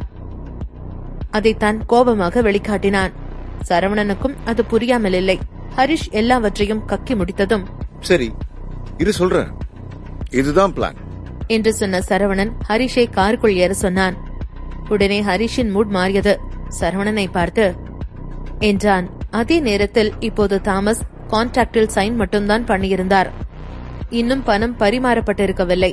தாமஸை பொறுத்த வரைக்கும் காசெல்லாம் ஒரு பொருட்டல்ல. அவருக்கு ஒரு நாட்டையே பகைத்துக் கொள்ளும் அளவிற்கு காசு இருந்தது. ஆனால் அவரது பவருக்கு முக்கிய காரணமாக இருப்பது அண்டர் கிரவுண்ட் போர்சஸ் தான். சரவணன் ஹரிஷை பார்த்து புன்னகைத்துவிட்டு, உனக்கு போய் பார்த்தா புரியும் என்று சொன்னான். ஹரிஷும் வேறு வழியில்லாமல் காரில் ஏறினான். கார் நேராக எம்சாட் பேயை நோக்கி சென்றது. ஹரிஷுக்கு எவ்வளவு யோசித்தாலும் சரவணன் என்ன செய்ய போகிறான் என்று புரியவில்லை. தாமஸ், எப்படியோ வந்துட்டேன். அந்த ஜேம்ஸ் என்னதான் பண்றானோ தெரியாது. அவன் நமக்கு ஹெல்ப் பண்ணாம எவனோ கோஸ்ட் டவுன்ல இருக்கிற ஒரு பொடிப்பையனுக்கு ஹெல்ப் பண்ணியிருக்கான் என்று நரைத்த முடியுடன் இருந்த 75 வயதை சேர்ந்த ஒரு முதியவர் சொன்னார். வயதாகி இருந்தாலும் கூட நல்ல ஆரோக்கியமாக இருப்பது அவரை பார்த்தாலே தெரிந்தது. அவரை பார்க்கும்போது அவர் இன்னும் சாதாரண ஆளில்லை என்பது போல் தோன்றியது. தாமஸ் அதை கேட்டதும் இடதும் வலதுமாக தலையை ஆட்டினார். நம்மளால ஜேம்ஸ குத்தம் சொல்ல முடியாது. 200 பில்லியனை பார்த்தா எந்த பணம் தான் வாய பழக்காம இருக்கும். ஆனா அவன் நம்ம எல்லார்கிட்டயும் ஒரே தடவையில விளையாடிட்டு இருக்கானே. அதை விடுங்க டேட், எண்டு வரைக்குமே தள்ளிட்டு போறதுனா கூட போகட்டும். அப்படியே முடியாம போனா நம்ம எல்லாரும் சேர்ந்து சண்டை போடுவோம். தாமஸின் முகத்தில் கான்பிடன்ஸ் தெரிந்தது. ஆமா, இந்த விஷயம் அண்டர் கிரவுண்டோட மரியாதை சம்பந்தப்பட்ட விஷயம். இத நம்ம யாரும் சும்மா விடக்கூடாது. எல்லாரும் சேர்ந்து வேலை பார்த்து எதிரிய ஒழிக்கணும் என்று அங்கே இருந்த ஒவ்வொருவரும் தனது சப்போர்ட்டை கொடுத்துக் கொண்டிருந்தார்கள். தாமஸ் எல்லாரையும் பார்த்து புன்னகித்துக் கொண்டிருந்தார். அங்கே இருந்த எல்லோருக்கும் இப்போது ஒரே ஒரு நோக்கம்தான் இருந்தது. அதுதான் சரவணனை கொல்வது. அப்போது தாமஸின் போனுக்கு ஒரு மெசேஜ் வந்தது. அதை படித்ததும் அவன் சிரித்துக் கொண்டே, ஒரு குட் நியூஸ். நாம யார தேடி போகணும்னு நினைச்சுக்கிட்டு இருந்தோமோ அவனே நம்ம காலடிக்கு வந்திருக்கான். அவனோட வெற்றியை கொண்டாட எம்பசி பேக்கு வந்திருக்கான் போல. இது சூப்பர் நியூஸ். வெயிட் பண்ணிட்டு இருக்காம இப்பவே போய் அவனை போட்டு தள்ளுவோம். ஆமா, போட்டு தள்ளுவோம் என்று எல்லோரும் கூச்சல் போட்டார்கள். சரவணன் தம்மை ஒரு யாச்சுக்கு கூட்டிக் கொண்டு வந்திருப்பதை பார்த்த ஹரிஷுக்கு கடுப்பாக இருந்தது. நீ என்னோட வாய நல்லா கிளற. இதுதானா உன்னோட பாழா போன பிளானு? சரவணன் அவனை பார்த்து லேசாக புன்னகைத்துவிட்டு ஒரு டேபிளில் உட்கார்ந்து கொண்டான். பின் வைனை எடுத்து ஒவ்வொரு கிளாஸாக குடிக்கத் தொடங்கினான். அப்போது அந்த யாச்சை சுற்றி சத்தம் கேட்டது. திரும்பி பார்த்த நேரத்தில் சில கப்பல்கள் சரவணனை சுத்து போட்டிருந்தது. தாமஸ் சரவணனை பார்த்து சிரித்துவிட்டு, என்ன சரவணா, இப்படி வந்து மாட்டிக்கிட்டியே. இருந்தாலும் சும்மா சொல்லக்கூடாது. நீ செலிப்ரேட் பண்ண சூஸ் பண்ணி இருக்கிற இடம் சூப்பர் என்றார். சொல்லிவிட்டு பின்னால் தன் ஆட்களை பார்த்து, அவனை கொல்லுங்க என்று கத்தினார். ஆனால் அவர் அத்தனை கத்தியும் ஒரு ஈ காக்கா கூட அசையவில்லை. எல்லோரும் ஏதோ சிலை போல நின்றிருந்தார்கள். சரவணனோ மிகவும் கூலாக ஒன்று முடிய ஒன்று வைன் எடுத்து குடித்துக் கொண்டிருந்தான். தாமஸுக்கு மறுபடியும் முழு உடலும் நடுங்கத் தொடங்கியது. போலீஸ் ஸ்டேஷனிலிருந்து வெளியே வரும்போது இருந்த ஷாக்கை விடவும் இப்போது கூடவாக இருந்தது. அவருக்கு பின்னால் இருந்த எல்லோரும் அவருடன் பல காலமாக இருந்து வருபவர்கள். அதில் பெரும்பாலானவர்கள் அவரது நெருங்கிய நண்பர்கள். ஆனால் இப்போது என்ன நடக்கிறது என்று எதையும் அவரால் யூகிக்க முடியவில்லை. தாமஸ் கத்தியும் கூட யாரும் கேட்காதது போல இருப்பதை பார்க்கும்போது எல்லோரும் நீ எக்கேடாவது கெட்டுப்போ, நமக்கு என்ன வந்தது என்று இருப்பது போலத்தான் இருந்தது. உடனே பின்னால் திரும்பி வெள்ளை சட்டை போட்டிருந்த ஒருத்தரை பார்த்து, டேய் சங்கர், என்னடா பண்ணிட்டு இருக்க என்று கேட்டார். சங்கர் ஒரு காலத்தில் கன்ஸ்ட்ரக்ஷன் சைட்டில் வேலை செய்யும் சாதாரண ஒருத்தராகத்தான் இருந்தார். அப்போது அவனது பாதையும் தாமஸின் பாதையும் ஒன்று சேர்ந்த பிறகுதான் அவரது வாழ்க்கையே மாறியது.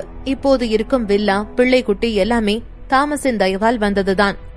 அந்த நன்றி உணர்வாவது அவருக்கு இருக்கும் என்று எதிர்பார்த்தார் தாமஸ். ஆனால் சங்கர் லேசாக புன்னகைத்துவிட்டு, என்ன மன்னிச்சிருங்க தாமஸ் என்று மட்டும் சொன்னான்.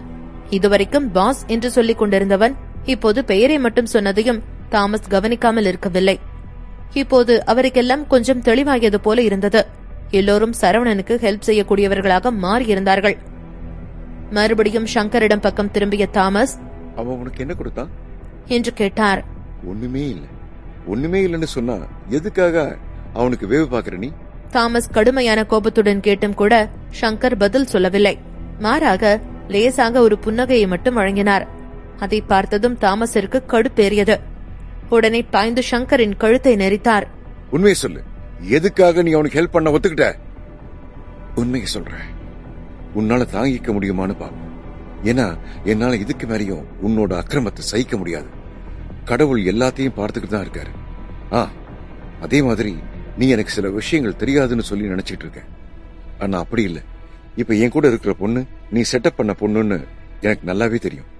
அது மட்டும் இல்ல, நீதான் என்னோட ஒய்ஃப கொன்ன. கூடவே என்னோட பையனை ஒரு செலிபிரிட்டி கூட பழக்கமாக்கி வச்சிருக்க, சூதாட வச்சிருக்க. அவன் சூதாடினது யார் யார் கூடவோ எல்லாம் சண்டை போட வச்சது எல்லாமே நீதான். அதனால அவன் பெரிய பிரச்சனைலாம் கூட மாட்டி இருக்கான். அவன் ஒரு டாப் யூனிவர்சிட்டியில படிச்சு பட்டம் எடுத்தவன். ஒரு நல்ல வேலைக்கு போய் நல்லா இருக்க வேண்டியவனை நீதான் வடிகெடுத்த என்று சொல்லி முடித்தார். அதை கேட்டதும் இன்னும் கோபமான தாமஸ், டேய் நன்றி கிட்ட நாயே என்று கத்தியவர் கழுத்தை இன்னும் நரித்தார். உன் பையன் அந்த பிரச்சனையில மாட்டிக்கிட்ட நேரம் நான் தாண்டா போய் சம்பந்தப்பட்ட ஆள் முன்னாடி காலில் விழுந்து கூட்டிட்டு வந்தேன். அன்னைக்கு நான் மட்டும் இருந்திருக்கலன்னு சொன்னா உன்னோட மொத்த பரம்பரையும் எப்பவோ அழிஞ்சு போயிருக்கும். சங்கர் அதை கேட்டதும் புன்னகைத்தார். தாமஸ் கழுத்தை நசுக்கிக் கொண்டிருந்ததில் அவருக்கு மூச்சு விடவும் கஷ்டமாகத்தான் இருந்தது. ஆனாலும் அவர் இன்று சாக ரெடியாக இருந்தார். அவரது கண்ணில் பயம் தெரியவில்லை. சங்கரை முறைத்து பார்த்த தாமஸ், நீ எப்படி என்ன சந்தேகப்படலாம் என்று கேட்டார். சந்தேகம்லாம் இல்ல, என்கிட்ட எல்லாத்துக்கும் ஆதாரம் இருக்கு. நான் உன் கூடவே இருக்கணும், உனக்காக எல்லாத்தையும் செய்யணுங்கிற ஒரே காரணத்துக்காக உன்னால எப்படி இப்படியெல்லாம் செய்ய முடிஞ்சது? உன்கிட்ட அப்படி என்னதான் ஆதாரம் இருக்க போது? வேற என்னவா இருக்குன்னு உனக்கு தோணுது? சங்கர் அதை சொன்னதும் தாமஸுக்கு பதட்டம் அதிகரித்தது. சங்கரின் பார்வையிலேயே அது என்னவாக இருக்கும் என்று தெரிந்துவிட்டது. அது சங்கரின் மகனது பிரச்சனையின் போது தாமஸ் போய் காலில் விழுந்த ஆளுடன் சம்பந்தப்பட்டதாகத்தான் இருக்கும் என்று யோசித்தான். அவனுக்கு அந்த ஆளுக்கு பின்னாலும் சரவணன் தான் இருக்கிறானோ என்று நினைக்க, அவ்வளவு பெரிய சிட்டியில அவ்வளவு பவர்ஃபுல்லா இருந்த ஆள் கூட சரவணனோட சைடா என்று யோசித்தார். பின்னர் திரும்பி 70 வயதுடையவரை பார்த்து, உனக்கு என்ன என்று கேட்டார். அதை கேட்டதும் அவர் லேசாக புன்னகைத்துவிட்டு, நான் இப்படி பண்ணதுக்கு காரணம் ஒண்ணும் மிஸ்டர் வேலன் இல்ல. ஏன்னா நான் என்ன பண்ணணும்னு எனக்கு நல்லாவே தெரியும். என்னோட இந்த இப்படி ஆனதுக்கு காரணம் நீதான் என்று சொன்னவர் சட்டை கையை உயர்த்தினார். முழங்கைக்கு மேல் ஏராளமான காயங்கள் இருந்தன. அதற்கு கீழே பொய்க்கை போடப்பட்டிருந்தது. நீ ஜட்ஜ் வேஷம் போட்டுக்கிட்டு இருக்கிற ஒரு திருடன். நான் இதை எப்பவோ கண்டுபிடிச்சிட்டேன். போன தடவை கஸ்டமர்ஸ் என்ன தாக்குனப்ப நீ என்ன காப்பாத்த பாக்குற மாதிரி நடிச்ச. நான் அரைவாசி பணமாக்கி இருக்கும் கூட திரும்ப உன்கிட்ட வர வேண்டி இருந்துச்சு. ஏன்னா இங்க எனக்கு வேற வழி இல்லை. உண்மையை சொல்லணும்னா எனக்கு இப்ப ரொம்ப வயசாயிடுச்சு. என்னோட பசங்களுக்கும் இங்க உள்ள வர இஷ்டம் இல்ல. அதனால இதுக்கு மேலேயும் நீ என்ன பாத்துக்கிட்டு இருக்கிறது வேஸ்ட். அவர் ஒன்றும் கூட்டத்தில் இருக்கும் ஒரு பலசாலி இல்லைதான். ஆனால் எல்லா இடத்திலும் அவருக்கென்று ஒரு தனி மரியாதை இருக்கிறது. நீ இது நம்புனா நம்பு. நான் எப்பவோ மாவீர்கிட்ட இது எல்லாத்தையும் விட்டு விலகி போயிடணும்னு சொல்லி கேட்டுக்கிட்டு இருக்கேன். ஆனா அந்த நேரம் அவன் சொன்னது ஒரு அண்டர் கிரவுண்ட் தாதாவா இருந்துகிட்டு உடனே சாதாரண உலகத்துக்கு போறது கஷ்டம்னு சொன்னேன். ஆனா இப்போ மிஸ்டர் சரவணனை பார்த்ததுக்கு அப்புறமா எனக்குள்ள ஒரு நம்பிக்கை வந்திருக்கு. இது எல்லாத்தையும் விட ஷாக் ஆனது என்னதுன்னா, நீ ஏதோ ஒரு தப்புக்காக என்ன பகடக்காயாக்கி 10 வருஷம் உள்ளத்துல பாத்துக்கிட்டு இருந்திருக்க. தாமஸுக்கு தனது குட்டெல்லாம் வெளிப்பட்டு விட்டது போல இருந்தது. அவன் அப்படியே திரும்பி பார்க்க எல்லோரும் தத்தம் காரணத்தை சொன்னார்கள். எல்லாமே வித்தியாசமாகத்தான் இருந்தது. ஆனால் எல்லோரது நோக்கமும் ஒன்றாகத்தான் இருந்தது. அதுதான் இனிமேல் தாமஸின் பேச்சை கேட்பதில்லை என்பது. தாமஸ் எல்லாவற்றையும் கேட்டுவிட்டு சரவணனை திரும்பி பார்த்தார். சூப்பர் பவர்ஃபுல்லான மெத்தட் தான் என்று சொன்னார். பின் வானத்தை பார்த்து சத்தமாக சிரித்தார். அது கதறலாகத்தான் இருந்திருக்க வேண்டும். ஆனால் அவரால் அதை செய்ய முடியாததால் இப்படி சிரித்தார். ஆனாலும் அவரது கண்ணில் இருந்து கண்ணீர் மட்டும் வந்து கொண்டிருந்தது. 2 பெரிய சிட்டிகளை அவர் பல காலமாக ஆட்சி செய்து கொண்டு வந்திருந்தார். ஆனால் இப்போது சரவணன் அதை எல்லாவற்றையும் ஒரே தடவையில் கீழே சாய்த்து விட்டான். அப்போது தாமஸுக்கு திடீரென்று சந்தேகம் வரவும் உடனே அவர் சரவணனின் பக்கம் திரும்பினார். அது சரி, இவ்ளோ கொஞ்ச நாள்ல எப்படி எல்லாரையும் என்று இழுத்தார். அதை கேட்டதும் சரவணன், ஓஹோ அதுவா, சின்ன மீனை போட்டு பெரிய மீனை பிடிச்ச, அவ்வளவுதான் என்றான். அதை கேட்டதும் தாமஸுக்கு 200 பில்லியன் ஞாபகத்திற்கு வந்தது. சரவணன் எல்லாவற்றையும் பக்காவாக யோசித்து செய்வது புரிந்தது. இதுக்கப்புறம் நான் உசுறு படைக்க வாய்ப்பு இருக்கா? நீ என்ன நினைக்கிற? தாமஸ் சரவணனை பார்த்து செய்வதறியாது தலையை ஆட்டினான். அப்போ நீ அயர்லாந்து வந்ததுமே நான் உன் கூட ஒர்க் பண்ணி இருந்தா, இல்ல கான்ஃபரன்ஸ் நேரத்துல உன் கூட ஒர்க் பண்ணா இன்னைக்கு எல்லாம் மாறி இருக்குமோ? வாழ்க்கையில அப்படி இருந்திருந்தா இப்படி இருந்திருந்தான்லாம் ஒன்னும் இல்ல, நடந்ததுதான் என்று சொன்ன சரவணன் ஹரிஷை பார்த்து கண்ணசைத்தான். ஹரிஷ், இனிமே உன்னோட டர்ன் என்றான். அதுவரைக்குமே சரவணன் என்ன யோசித்துக் கொண்டிருக்கிறான் என்று ஹரிஷிற்கு புரியவில்லை. இப்போது அவன் சொன்னதை கேட்டதும் சரவணனை பார்த்து புன்னகைத்தான் ஹரிஷ். அவனது தோளில் லேசாக தட்டிவிட்டு தாமஸை பார்த்தான். அப்ப நீ ரொம்ப நாளா சரவணன் மேல ஒரு கண்ணாவே தான் இருந்திருக்க. இந்த டெய்ஸி டாபிக் சும்மா ஒரு எக்ஸ்கியூஸ் தான்ல, இதுக்கு உன் பையனும் உடனதானே என்று கேட்டான். கேட்டுவிட்டு கையில் இருந்த உரைவாளை எடுத்தான். யாருமே எதிர்பார்த்திருக்காத விதத்தில் அவனை அவனது கையை கீறிக்கொண்டான். அதை பார்த்த தாமஸை பதட்டத்துடன், ஏய், என்ன பண்ண போற என்று கேட்டார். ஹரிஷ் லேசாக புன்னகைத்துவிட்டு தனது கையில் இருந்து வழிந்து கொண்டிருந்த ரத்தத்தை கடல் நீருக்குள் விட்டான். அது கொஞ்சம் கொஞ்சமாக ரத்தம் வெளியேறிக் கொண்டிருக்க அதை நோக்கி சுறாக்கள் வரத் தொடங்கின. அதை பார்த்த ஹரிஷ் தாமஸ் பக்கம் திரும்பி அர்த்தத்துடன் சிரித்தான்.